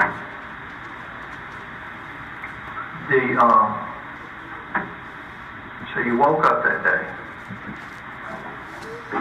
What was going on? I mean, what'd you do that day? Walk me through it. I woke up, pulled my clothes, put on some clothes. Every morning I walk to the store, so I probably walk to the store. You walked out? Walk to the store. Probably, well, I ain't no excuse. I think I had the same problem, but I know. Once they got a bit mighty. Okay. So you walked to the store, what'd you buy at the store? I'll be buying sausages and biscuits. And potatoes, sugar potatoes. That would be mighty. So you went with Big Mike over there to the store that day?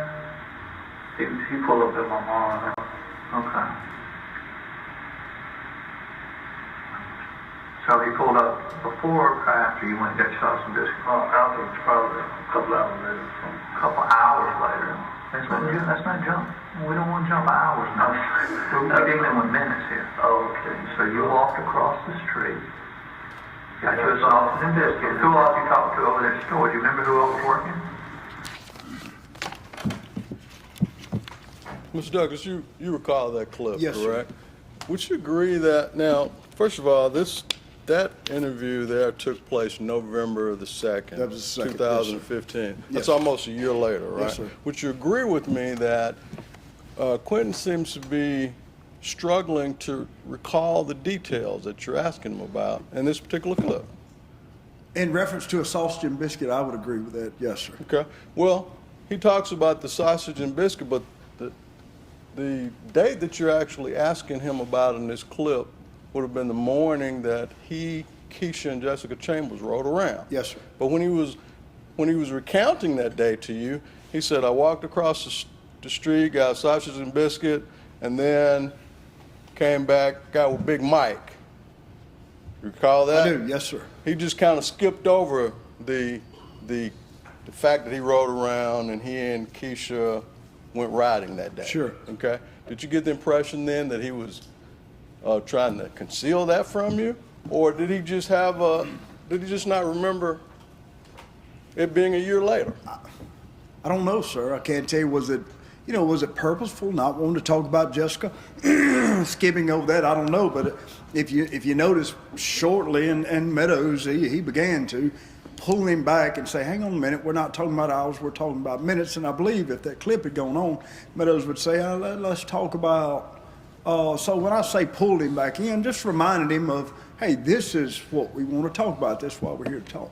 But he tended to stray off a lot of times during these interviews, right? Again, sometimes purposeful, Yeah. sometimes not, sure. Now, you've got over 200 homicide investigations. So my question to you is, in that particular occasion, do you think it was purposeful, or was it just an honest loss of recollection? Because he actually came back and talked about Sure. the riding around with Keisha, did Sure. he not? Sure, absolutely. So, No, sir, I couldn't put my finger on either one. I don't think he was purposefully being deceitful there. No, sir. okay. So, but as you will review those videos, and the jury will have the benefit of these Sure. when they go back to deliberate, there were multiple times when you would ask a question and Quint would just kind of sit there and try to give some serious thought. Did he not? Absolutely. Yes, sir. And he indicated a bunch of times, I'm not going to lie to you, didn't he? Yes, sir. Okay. Yeah, and he indicated a lot of times, I'm not going to lie to you, and then there was a lie. Sometimes I'm not going to lie to you, and he was thinking, man, I want to tell these guys the truth. I don't want to lie. No doubt. It's so, yes, sir.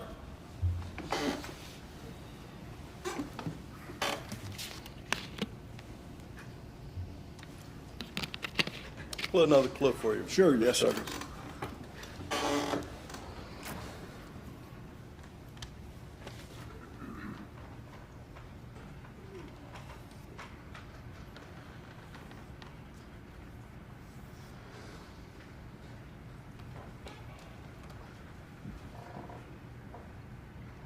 You what? Mr. Peterson. Up there. Okay. So you get a sausage and biscuit, and you come back across, you come back to the house, walk back to the house. Think back, did you see anybody else? Did you talk to anybody on the phone? I mean, put me there.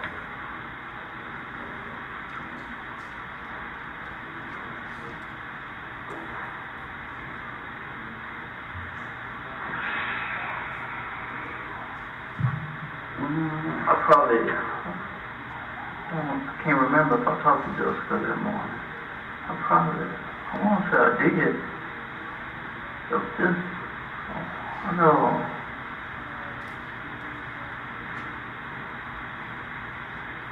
I don't want to lie to you, but I want to say her and Keisha came over there.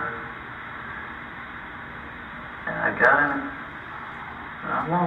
in trouble with them. We went around, and I ain't smoked weed. We went around, and they smoked the blunt,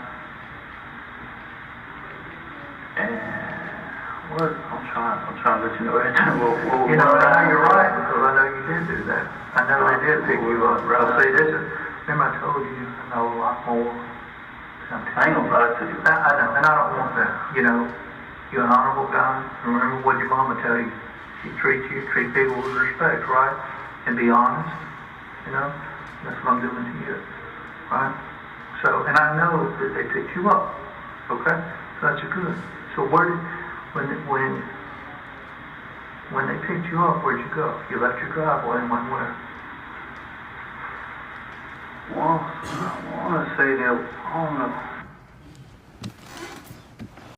Okay, Mr. Douglas, another situation where you ask him and he had to give some serious thought to it. Sure. But then he came back and recalled it. Sure. And it wasn't because of your prompting or anything, or it wasn't because of your threats. No, sure. Now, yesterday you indicated that Quint would typically,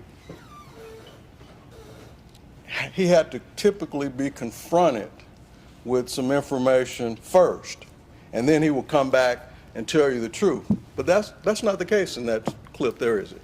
And that was a clip where he was admitting to riding around with Jessica Chambers on the morning of, correct? You're correct, but let's keep my testimony in context, please, sir. When I referred to that yesterday, referred to having to confront Quint and tell him, hey, hang on a second, when he purposefully was lying and being deceitful about being with her after that afternoon, about being in the vehicle with her, about Big Mike's truck. That's the context of that testimony yesterday. Now, did we have to do that every time? Absolutely not. Was there times that Quentin absolutely couldn't remember? Sure there was. But, sir, with all due respect, to keep that testimony in context yesterday, I believe every one of us saw it.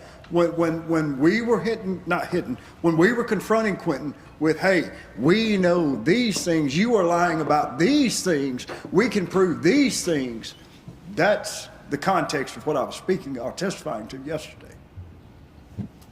But in this particular clip particularly, Sure.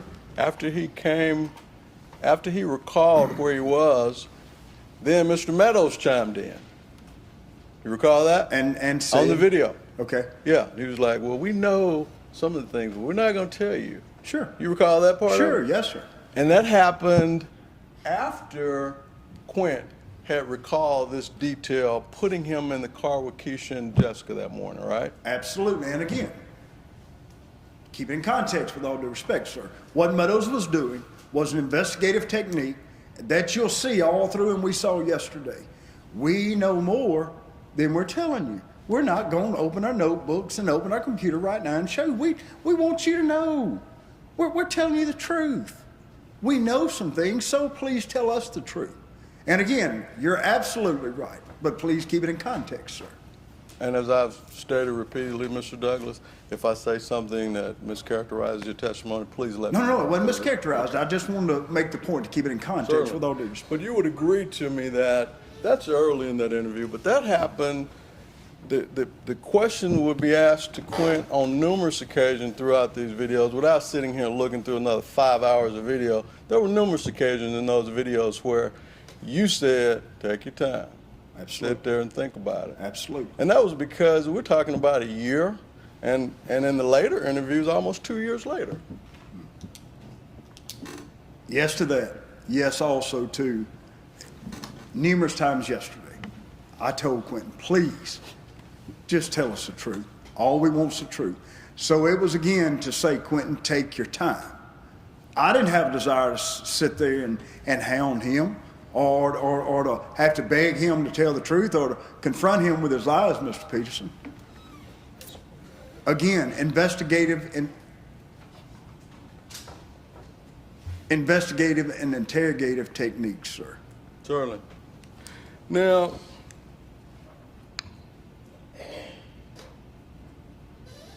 let me let you take another Sure. look at another clip. Yes, sir.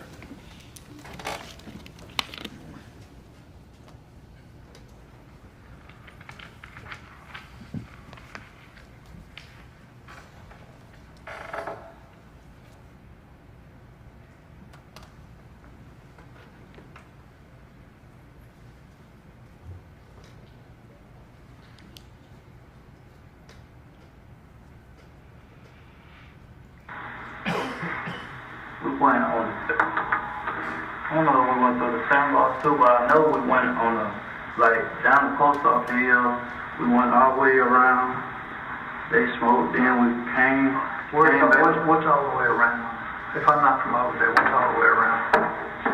Down the post office hill, down by the fire department, over the railroad track.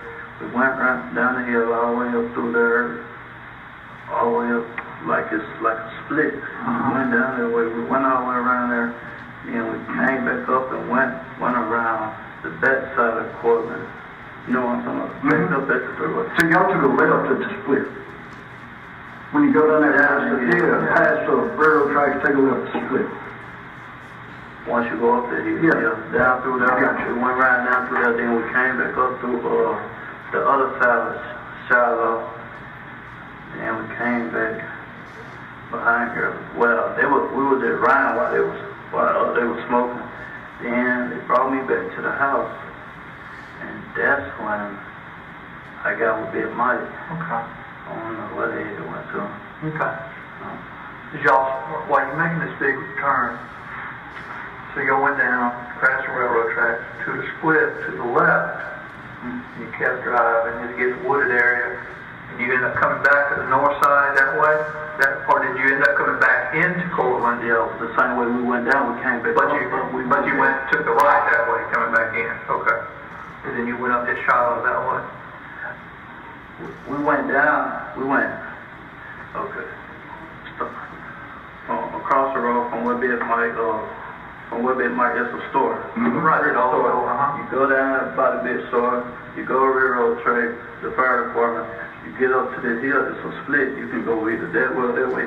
We went down, we made the left, like down through there, like where Jessica got killed at. We went up through there, then we came back up, then okay, we back at the split, we made. Take that left there and go back We up. went all the way around, there, then came to the freeway, made the right, like going back towards my house, come over another railroad track by, Seth? No, Seth. The church you talking about? What's that church? Salvation Church. Just shut Right down the corner. Yeah, cemetery. Gotcha. We went through there by the cemetery back to my house. Okay. Now, this big loop here and back around. Did y'all stop? Ms. Douglas, now, Mr. Tellis had his arm somewhat extended in that. Was Yes, he sir. being dishonest then? No, sir. Okay. So that wouldn't have been applicable in all cases? No, sir. No, sir. No, sir. No, sir. Okay. No, Well, I sir. mean, I was making understand. reference, you said you Right. can tell when he was being dishonest because he There was a extended his difference arms out. in his explanative. I use my hands a lot. I'm a hand talker. I was talking about that. I wanted to I'm with you. make sure that that wasn't one of them. No. But in that particular clip there, he was describing the route as best he could, I think. Yes, sir. And we went out there, the jury went out there. You go down and the road kind of splits and then you go around to the left. Yes, sir. Okay, up there where the crime scene was. He was describing just the route. Now, Yes, they sir. went around and came back, Yes, sir. right? Yes, sir. But now, yesterday, we kind of broke here. You seem to emphasize the fact that he rode by the crime scene twice. But I didn't get that impression from looking at that clip. I got the impression that he was just trying to give you an accurate route. So was there a purpose for that? No, sir. I was making, I believe Mr. Champion asked a question, so I was making the point that they drove past it, going out, past it, coming back in. There was no demonstrative point to it. It was just a simple answering the question Mr. Champion asked. Did they pass the crime scene? Yes or twice? Well, I believe your testimony was, and Quinn actually went out on this particular occasion and drove out by the crime scene twice. Did I misunderstand you? If I said that, I'd be glad to hear. I wasn't trying to implicate and did not implicate that Quinn was by himself, that this was when he was with Jessica and Keisha. This was the route they took. Right. Okay.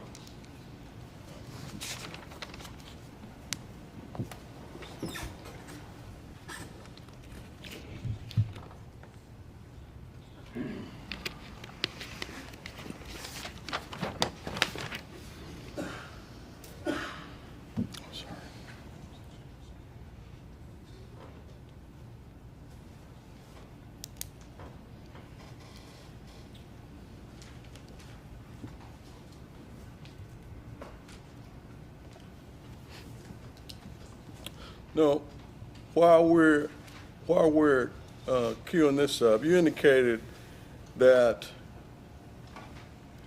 Quint extended his arms and he gets irritated or agitated when he's lying. Sometimes, yes, sir. Okay, well, I mean, you made reference to that. You said Quint gets... Those were some things that I keyed on, yes, sir.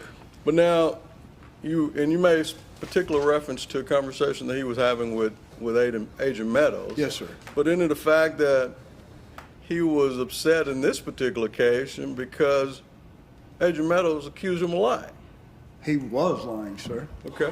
Well, he indicated to him that, show me the evidence that you got. Right. Because I believe either you or Mr. Meadows was indicating that he was on camera in a car. Do you recall that testimony? On camera in a car. Speaking of when the FBI confronted Quinn with the fact that he was possibly in a photograph in the car. Right. I mean, well, you just made reference to they saw you in the car. They got you in camera on the car. I can play that clip. Okay, yes, sir. I'd like to see it again, please.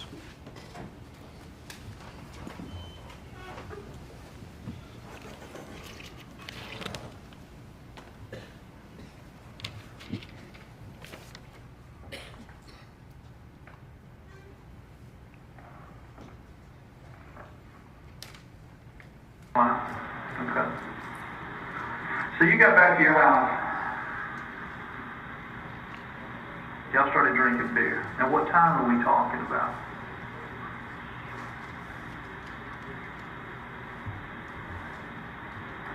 Afternoon.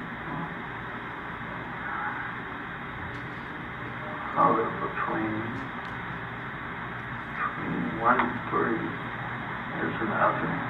One is this, and that's regular drinking beer on Saturday. Okay. Who all stopped in to see y'all?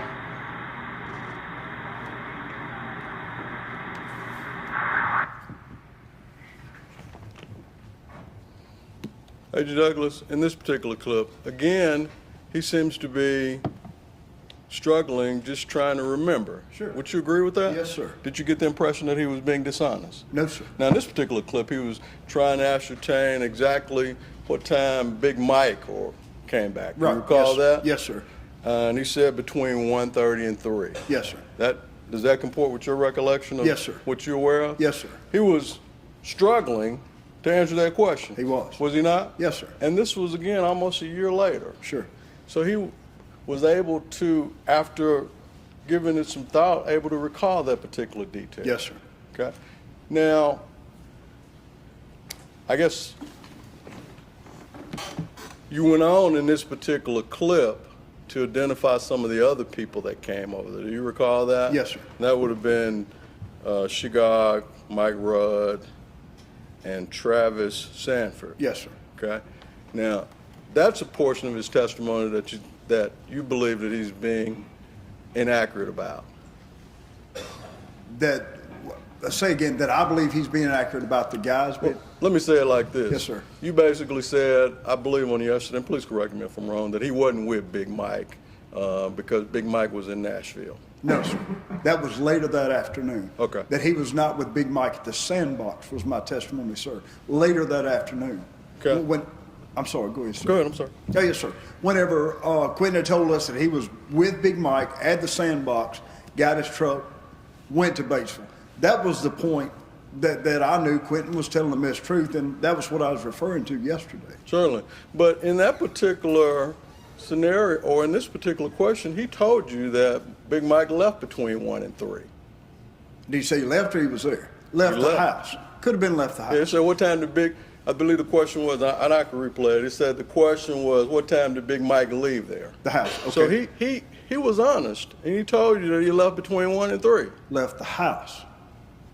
Left his house. Okay, well, Again, left. right, go ahead, sir. he left him at the house, Okay, okay? Okay. So he was no longer with him. correct. Would you agree Yes, with sir. that? Yes, sir, yes, sir. Okay, Yes, sir. that's what I'm saying. I think, I'm sorry, I'm trying to compare apples to oranges. My point of contention with Mr. Tellis was not about Big Mike leaving at 1 or 3 or 4. My point of contention with him was, and again, what I testified to yesterday, and I clarify, was that he was with Big Mike later that afternoon and borrowed his truck.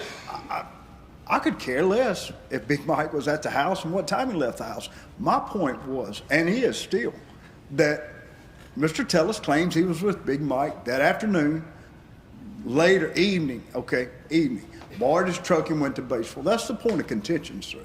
Well, there was never testimony, as I recall, that Big Mike left and came back and get it. He said You're right. he was with him. And he said Big Mike left in that clip between 1 and 3. And you make a very valid point, sir. Yes. Exactly, because something I picked up even again yesterday. If you remember back to the video clip and the testimony that we were hitting him, I keep saying hitting him, sorry, confronting him with the fact that Jessica calls him. And we were in that spot about, did Jessica pick you up, whatever. Quentin totally skips over how he got to the sandbox with Big Mike. We didn't bring it back up. We just let him roll with what he was saying. The fact is, he said, I was with Big Mike in the sandbox. I used his truck to go to Batesville. We all saw it yesterday. Be glad to look at it again this morning, sir. Again, that's the point I'm hitting at. Yes, he did say he left. No, he didn't say he got back with him until he said, but I was in his truck at the sandbox. So, and that's exactly my point, Mr. Sure. Douglas. He indicated to you that Big Mike, he told you this in the November 2nd interview, that Big Mike left between 1 and 3. And just his times were all over the place to begin with.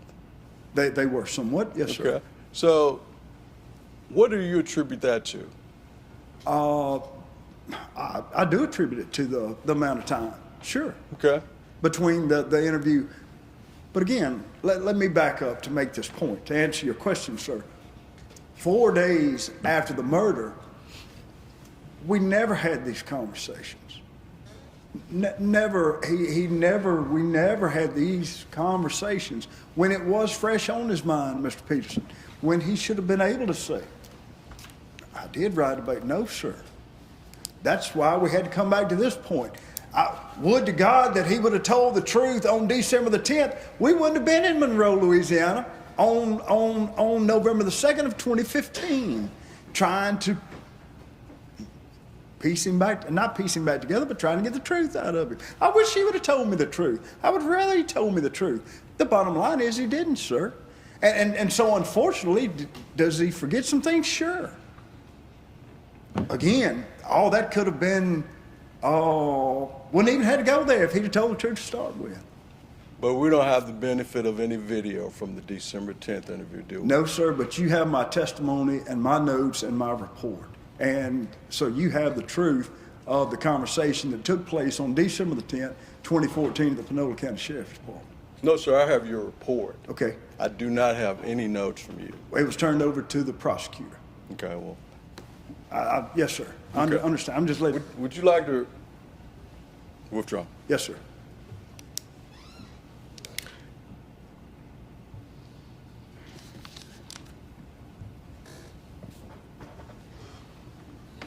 I apologize, Your Honor, I lost my place.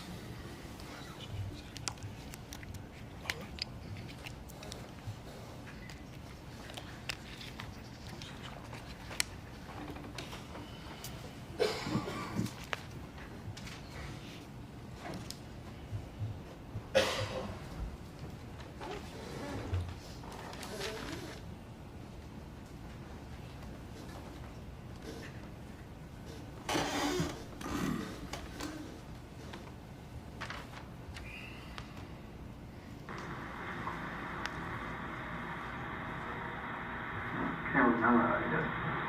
Did you ever ride a dirt bike around? I had a dirt bike. Did you ride it a lot? Yeah.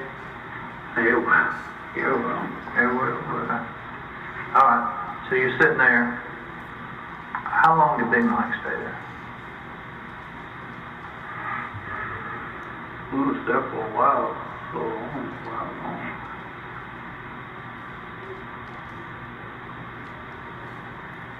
I can't remember how long he stayed there.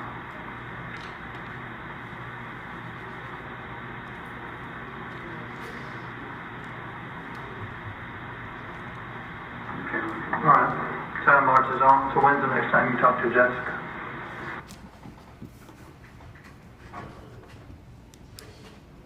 Mr. Douglas. Yes, sir. Another clip.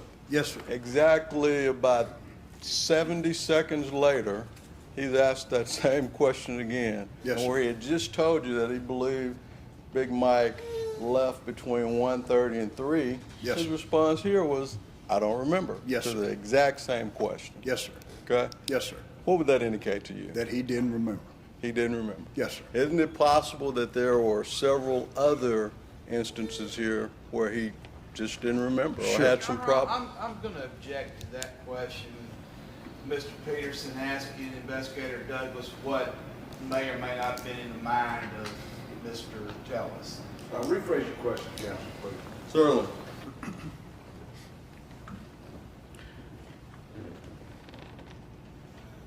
Mr. Douglas. Yes, sir. Did you get the impression that well, you were sitting here in this interview. Yes, sir. You heard the question that was answered just Yes, sir. 70 seconds earlier. Yes, sir. When he responded totally differently, did you have an impression? That Quinn had probably forgotten some of the facts. Sure. That quick? Sure. Okay. And that was true throughout this interview. Yes, sir. Yes, sir. And as you get into some of the later interviews, would you agree with me that that problem became more pronounced? I would not, sir, and not being argumentative. Would you qualify your answer to say which later interviews? Would you be more specific to which interviews? Because I don't want to argue, sir. Certainly. Yes, sir. This was the interview on November the 2nd. Yes, sir. What's the date of the next interview that you November recall? 3rd, sir. November 3rd. Yes, sir. November 3rd. And then there was an interview after November 3rd, correct? Yes, sir. In fact, there were two. January 27th, I believe, of 16, sir. Okay. Yes, sir. That would have been another 2-3 months later? Yes, sir. Okay. Yes, sir. In the November 3rd interview, can I assume that you noticed some of the same things, those pronounced periods where he was having the ability or having difficulty recalling specific instances that you were all asking him about? Again, yes, sir, 2 parts. Yes, sir, sometimes Quinn forgot. Okay. Also, yes, sir, sometimes Quentin was trying, when his alibi was knocked down, he just had to make up another one. So the answer, yes, yes, sir.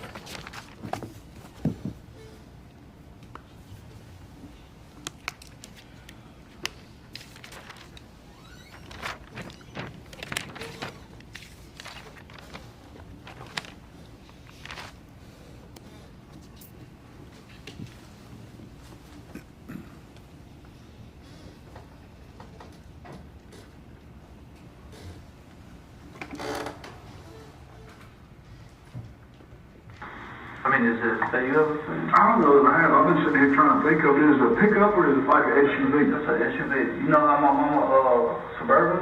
It's kind of like a version of that, but it's a Denali. Okay, so it's a long one or a short one? It's a long. Long, So okay. it's like a Suburban, huh?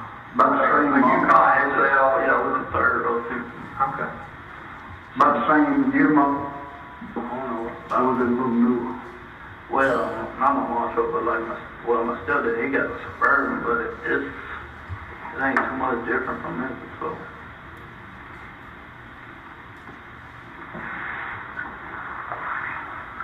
So she left,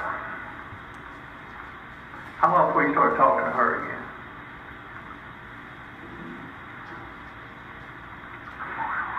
Late on that night, we was talking then, we was testing, but I couldn't leave the house though. I was still with Jamie. Really?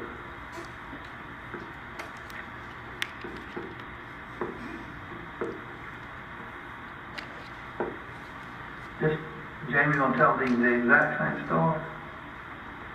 Okay. So you couldn't leave the house because you were with Jamie. You texted her. I could have been, but I didn't. You could have.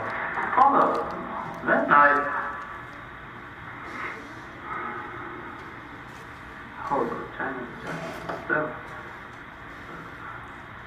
We talking about the night, the day she got killed? Mhm. The night? Mhm. Oh, that night? No, I went with Jamie. I went with Jamie that night. My girl from Louisiana, the one that I'm down here with, she supposed to be coming. So I was here doing something, so I told Jessica I couldn't see her that night because I had to go uptown to get my girl a green dot. Okay, we skipping a bunch of hours. And I know you've talked before, and I know Mr. Douglas, in this clip here, Mr. Meadows' last comment again was, we're skipping a bunch of hours there. Yes, You follow sir. that? Yes, sir. Quinn was basically, and just so that we're clear, you all were talking about the date of Ms. Chambers' death. Yes, sir. correct? He was skipping a bunch of hours. Yes, sir. He constantly had to be pulled back on point. Would you agree with that? In some circumstances, Okay. yes, sir. In some circumstances? Yes, sir. This was one of those that I characterize as a classic deceit. Okay. But now, in this particular case here, he was talking about Jamie, James Shaw. Jamie Shaw, okay? He said Jamie Shaw was at his home, you recall that? Yeah, I do. And then he indicated that, he said, wait a minute, we're talking about the night of Jessica's death. You recall that? I do. He caught himself. No, sir, he didn't. Agent Meadows called him. If I could go back to what we just watched. Well, Go ahead, sir. Agent Meadows said, if I asked Jamie, would she have the same story? That's correct. Okay. That was, wait a minute. That's when Mr. Tellis said, wait a minute, we talking about the day she died. With all due respect, Mr. Peterson, we've been talking about the day Jessica died all morning. Exactly, and he continuously jumped around, got off point. I'll disagree with you 100% about that clip. Mr. Tellis was telling a mistruth. Realize Agent Meadows confronted him with the fact, subliminally, whatever you want to call it, we're going to check with Jamie Shaw. Is she going to tell us the same thing? Wait a minute. We talking about the day she died? That's what we've been talking about all morning. Fair enough. Thank you, sir.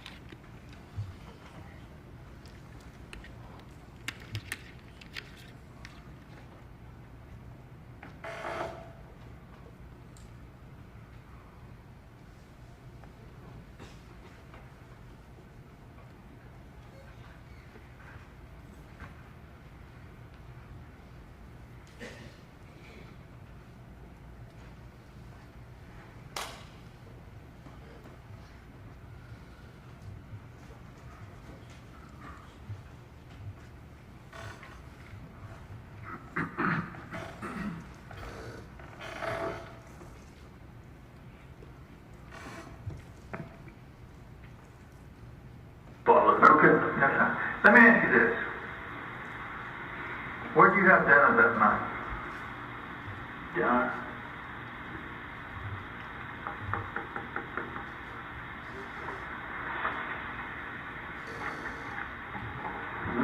Let me ask you this. Did you go to the basement and get something to eat?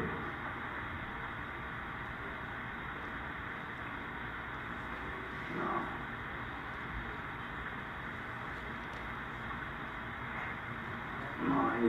I went to bed for late on at night. I think I went and got nothing to eat. This was our...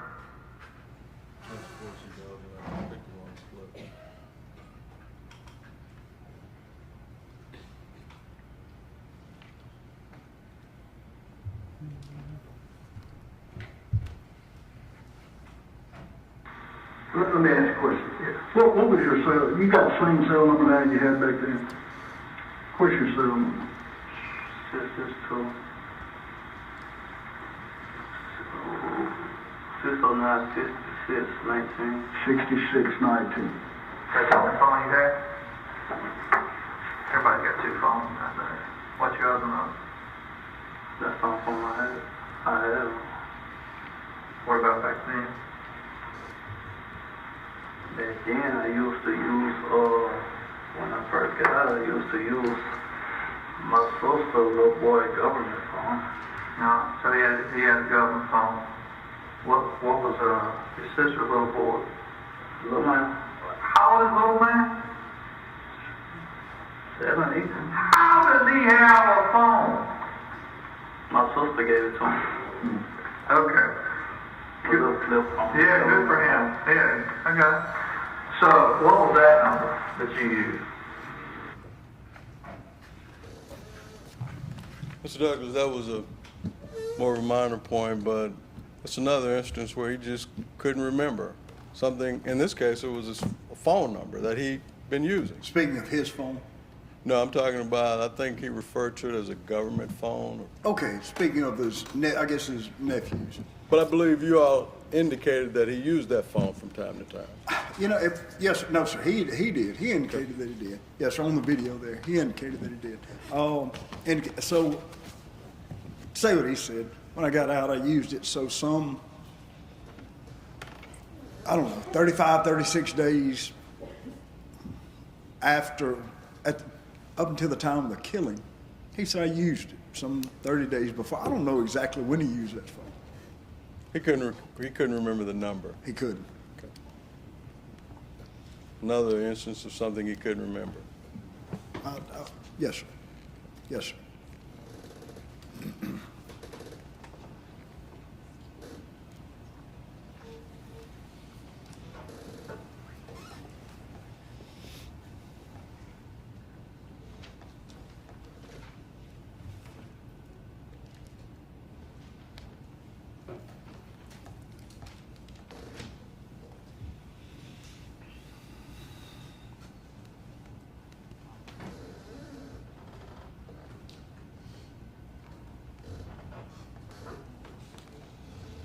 And do you recall on camera riding with Jessica, right? They would say, but I wasn't around with Jessica. They say that. Well, how did you end up, how was that? How did they say that? That time, I rode with Jessica. Me and Jessica. Well, I didn't ride with Jessica this time. I rode with her. I want to say I rode with her back one night she had went to the hospital. That's all. A couple of nights prior. We're talking about the night. December 6th. Mr. Douglas, he was extending his arms in that one. You see that? Was he Yes. being dishonest then? Absolutely. If you just saw the clip, he said, I wasn't riding with her that night. Was it, I believe, the January interview that he finally conceded I was riding with her? And he also went on to say the last time he rode with her was the night that he went to the hospital with her. Again, Isn't okay, go isn't ahead, that sir. true? Good. It is. Yes, sir. Okay, you're that's right. what he said in that Yeah, clip, that's right? exactly And what we know that to be true. He went to the ER with her. Several nights prior, yes, sir. Yeah, but again, we're talking about December the 6th. And he constantly jumped around. Even here, he said, even though you spent this entire interview, or a big portion of this interview, talking about the events of Jessica Chambers' death, and he had already talked about riding around with Keith. She had even given you the route. Isn't that correct? Sure. And then he comes back and tells you, the last time I rode with Jessica Chambers was the night we went to the hospital. Right after he lied about and said, I didn't ride with her that night. So you're right, sir. Okay. There were numerous instances where Mr. Tellis strayed off point. Yes, sir. And there were instances where he forgot. Yes, sir. But there were instances where you believe he was just being dishonest. Yes, sir. Okay? Yes, sir. But this was the November the 2nd interview, correct? Yes, sir. And this was 11 months later. Yes, sir. And there were several interviews after this, and that, as we saw yesterday, that continued to happen. Yes, sir. Okay. Let me ask you this. Can you tell me where you were riding at 30 days ago today? No, sir. No, sir, I can't. And there was not a significant event in my life 30 days ago. Well, I mean, there were there were people to die 30 days ago. There were what, But sir? People died 30 days ago. Okay. They may not have been significant to you or me. Like this event was not that significant to Mr. Tellis. I disagree with you 100%, sir. Okay. That's court's indulgence.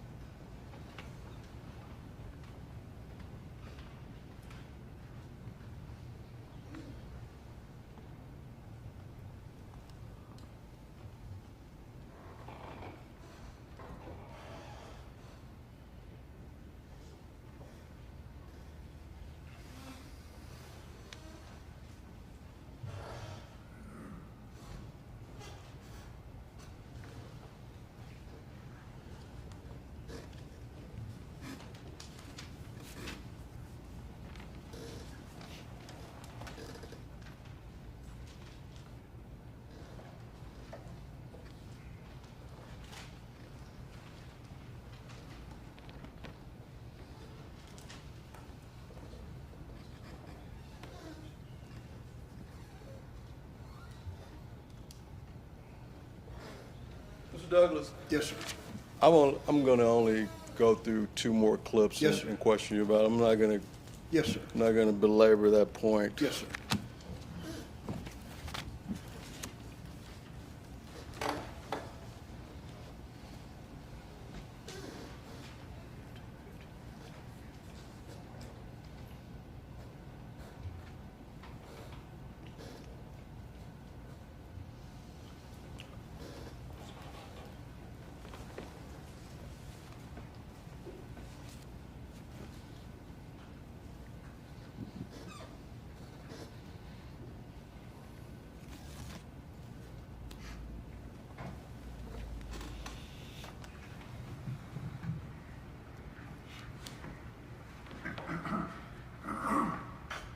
Physical relationship too?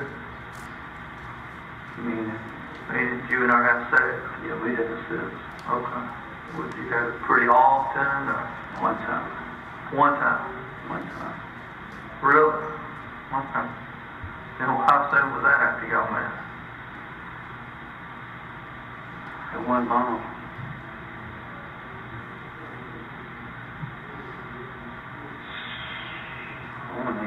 I don't even think it was 2 weeks later. 2 weeks later. And where did that occur?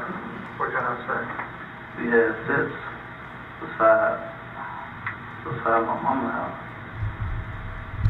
Beside the house? Like in the yard or? Or in the yard, in that big gravel lot out there? The big gravel lot? In grass. The grass area? Okay. Were y'all in a car or outside or It was in her car. her car? Yeah, a little bitty car. Yeah, I know. You're laughing about that. It was. I mean, everything's small in, right? Yeah. Wow, okay. But that was tight fit in that little bitty car. Okay. Well, I'm not trying to pry, too much, but, I mean, she was a good-looking girl. Yeah, she was. Yeah, she was. So, you had to be attracted to her. And, you hadn't been out of prison that long. How come, how come only one time? I was trying to get her to get, but she told me her period was on, so, she told me her period was on, so I told her to. Well, that period didn't last a month and a half or something. So, Period don't last no longer than about 4 or 5 days. okay. So, what about before or after she came off her period? You didn't try it again? About this time, I probably had Jamie in my house, so when Jamie there, I don't too much do nothing. Okay. Did you ever serve Jessica anything besides?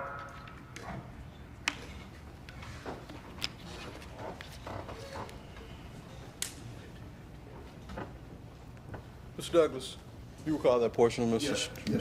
Mr. Tellis' statement? Yes, sir. He talks about, in this case, much has been made about the position of the seats in the vehicle on Yes, the sir. night of the burning. Yes, sir. Okay, but now in this particular clip, he talks about the one encounter or the one sexual encounter that he's admitted to with Ms. Chambers. Yes, sir. correct? Isn't it true that he does not specify a date that happened in this clip? That's true, yes, sir. Okay, He and did. then it's also true that he indicates that happened shortly thereafter meeting Ms. Chambers. That's what he said, yes, sir. And he never indicated that they had sex on the night of her death, did he? Matter of fact, he said they did not. Right. And he indicated that he asked a second time, but that her cycle was on. Correct. But he never said that her cycle was on the date of her death, did he? No, sir, he didn't. Okay. I just wanted to clarify that. And he's always maintained that position, has he not? Which positions? Position that they had sex one time shortly after they met, but he's never pinned that down to an exact date in any of the statements that No, you're that's aware of. correct, yes, sir. Okay. You're right.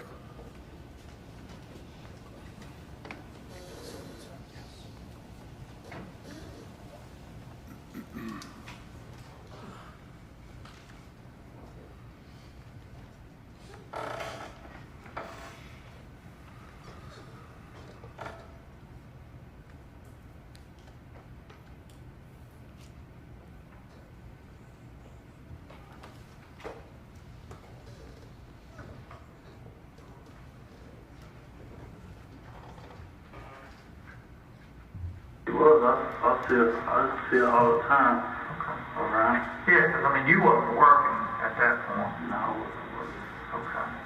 And soon after that, you had sex. All right. 20 of those girls that killed them.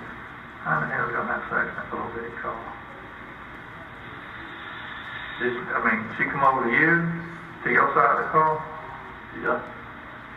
Or did, huh? She climbed over there? The car is small.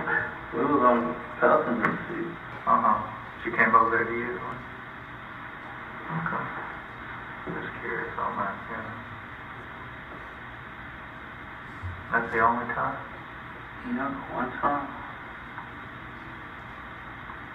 Okay. So, did you maintain? Like I said, I tried to get it again, but she had told me her period was on. After that, I ain't even trying no more. Really?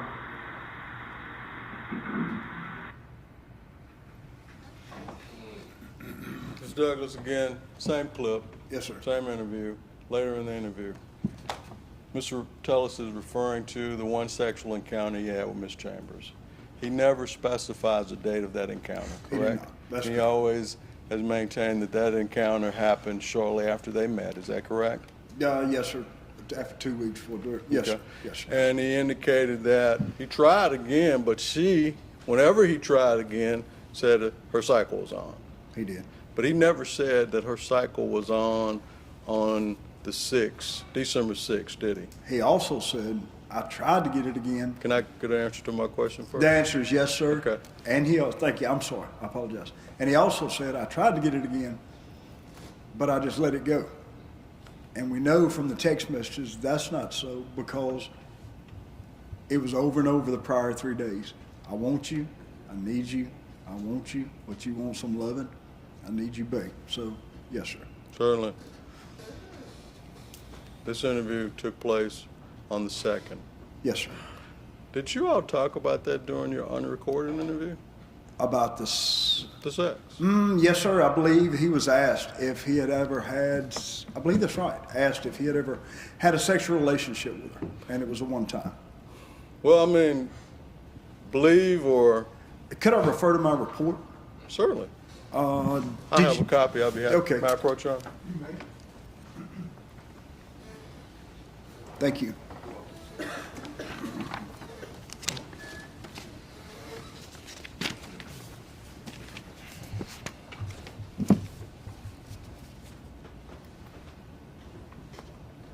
Yes, sir, that is correct. He did tell us in the initial interview that he and Jessica had sexual intercourse one time. I thought that was correct. I wanted to make sure. So, yes, sir.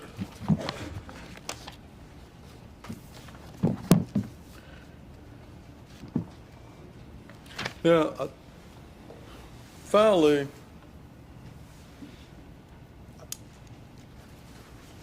earlier you indicated that, and this backs up a little bit, but as it relates to Glenn Williams and, Yes. and Rudd. Yes, sir. You indicated that you spoke with them. Yes, sir. Okay, but they weren't DNA tested. Right. But do you recall anything else that you did to exclude them from consideration? No, sir. Be quite frank with you, the fact that they called the fire department just shortly after I don't know what the firemen testified to. I have no idea, but the fire was not this big blaze. It was somewhat contained when the fire department got there. They hadn't been there long when Rudd called the jail to talk to a jailer out there and say there's a car on fire. But again, through the course of the investigation, there was no prior contact between Glenn Williams, Troy Rudd, and Jessica Chambers. The fact that they happened upon the scene shortly after it was on fire, there's no reason whatsoever to believe that these two men had anything to do with the murder of Jessica Chambers, sir, based on our investigation. Well, and that's what I'm somewhat confused about. Yes, sir. Because I understand that you talked to them,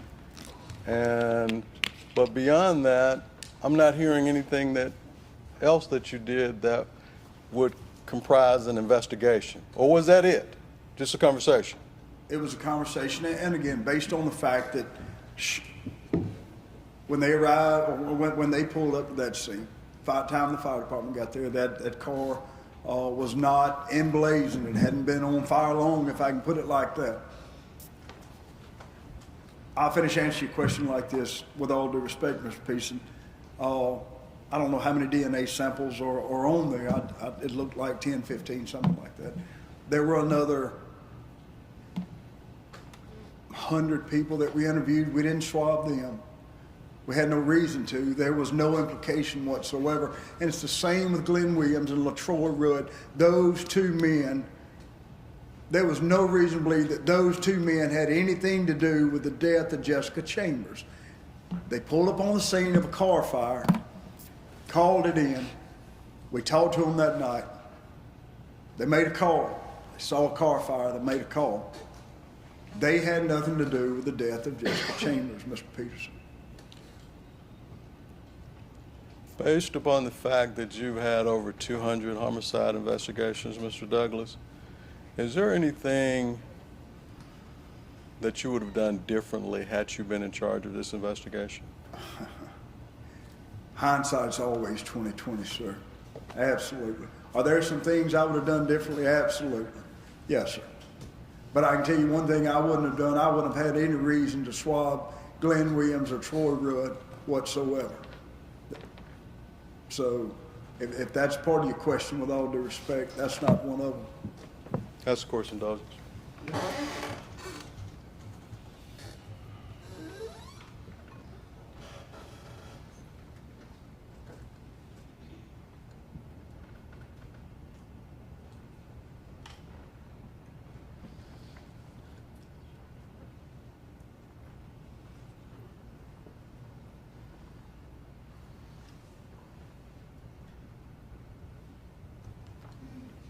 Final question, Mr. Douglas. Did Quentin Tellis ever tell you that he didn't have the heart to kill someone? Sure, he did. Said it on video. Did you believe him? No, sir. I didn't then, I don't now, because I know the truth. Okay. Yes, sir. I took it in the witness, Your Honor. I probably won't be but about 5 to 10 minutes, Your Honor. All right, I'll hold you to it.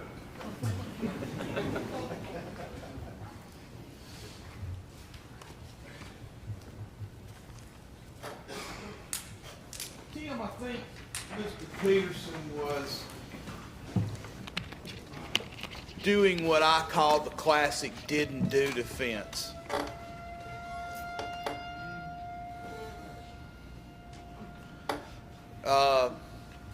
Did he point out to you several things you didn't do? Sure. Okay. Did he talk much about the things that you did do? No, sir. Okay. When he asked you early on about, I guess it's making it circle, about limiting yourselves in this investigation, what was the initial clue or the initial information that you had in this case? That, are you referring to Eric and Derek, Yes. sir? Yes, sir. From the firemen, that Eric or Derek was the name she called. As part of your responsibilities as an investigator, should you leave an open mind into everything? You have to, Mr. Champion. But as an investigator, should you also focus in on the one initial information that you have? Absolutely. Did you do that in this case? Yes, sir, 100%. And as part of doing that, did you request the information from the Fusion Center? Yes, sir. Okay. Did you also look through Jessica's contacts? Yes, sir. And would you agree with me that most people have their lives now in their phone? Yes, sir. Especially young folks. Okay. And would you also agree that young folks have their lives or post their lives on Facebook? Yes, sir. Okay. And did y'all explore Jessica's Facebook friends? Yes, sir. And I know Paul will allude to this shortly, but the information that he put in was from her Facebook page. Is that correct on the two Erics? You know what? I didn't pay that enough attention. I'm not sure. I think Paul will address in a minute. Okay, thank you, sir. I'm sorry for Okay, being that's fine. ignorant, not paying attention to it. Now, the information that they had sex one time came from who? Quentin Tellis. The information that he drove her car one time to the liquor store came from who? Quentin Tellis. When you interviewed Quentin on the 10th, and you asked him if he saw Jessica later on that day, who told you that? Quentin Tellis. And what did he tell you the truth or did he lie to you? Absolutely, he absolutely lied. When the FBI interrogated Quentin on the 18th, and he once again said the last time he saw Jessica was at noon, was that the truth or was that a lie? It was a lie. When you interviewed him on November the 2nd, and he began by telling you that he didn't see Jessica that afternoon or that evening, was that the truth or was that a lie? It's an absolute lie. When he told you, when confronted with the cell phone data, that, oh, I did meet her in Batesville, but I was with Big Mike.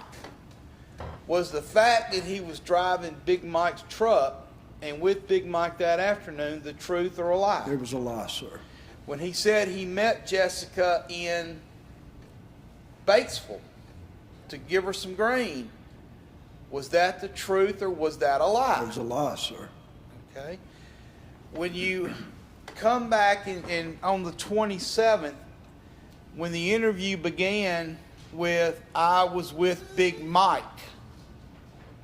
I borrowed Big Mike's truck on the 27th. Was that the truth or was that a lie? It was a lie, Mr. Champion. So the fact that he says they had sex one time and he drove her car one time is coming from who?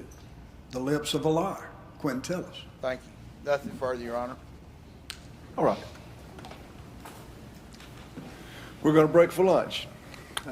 Remember my cautionary instructions to you. I'm going to put the bailiffs in charge of you for lunch, and we will try to begin promptly around 1 or shortly thereafter. Thank you.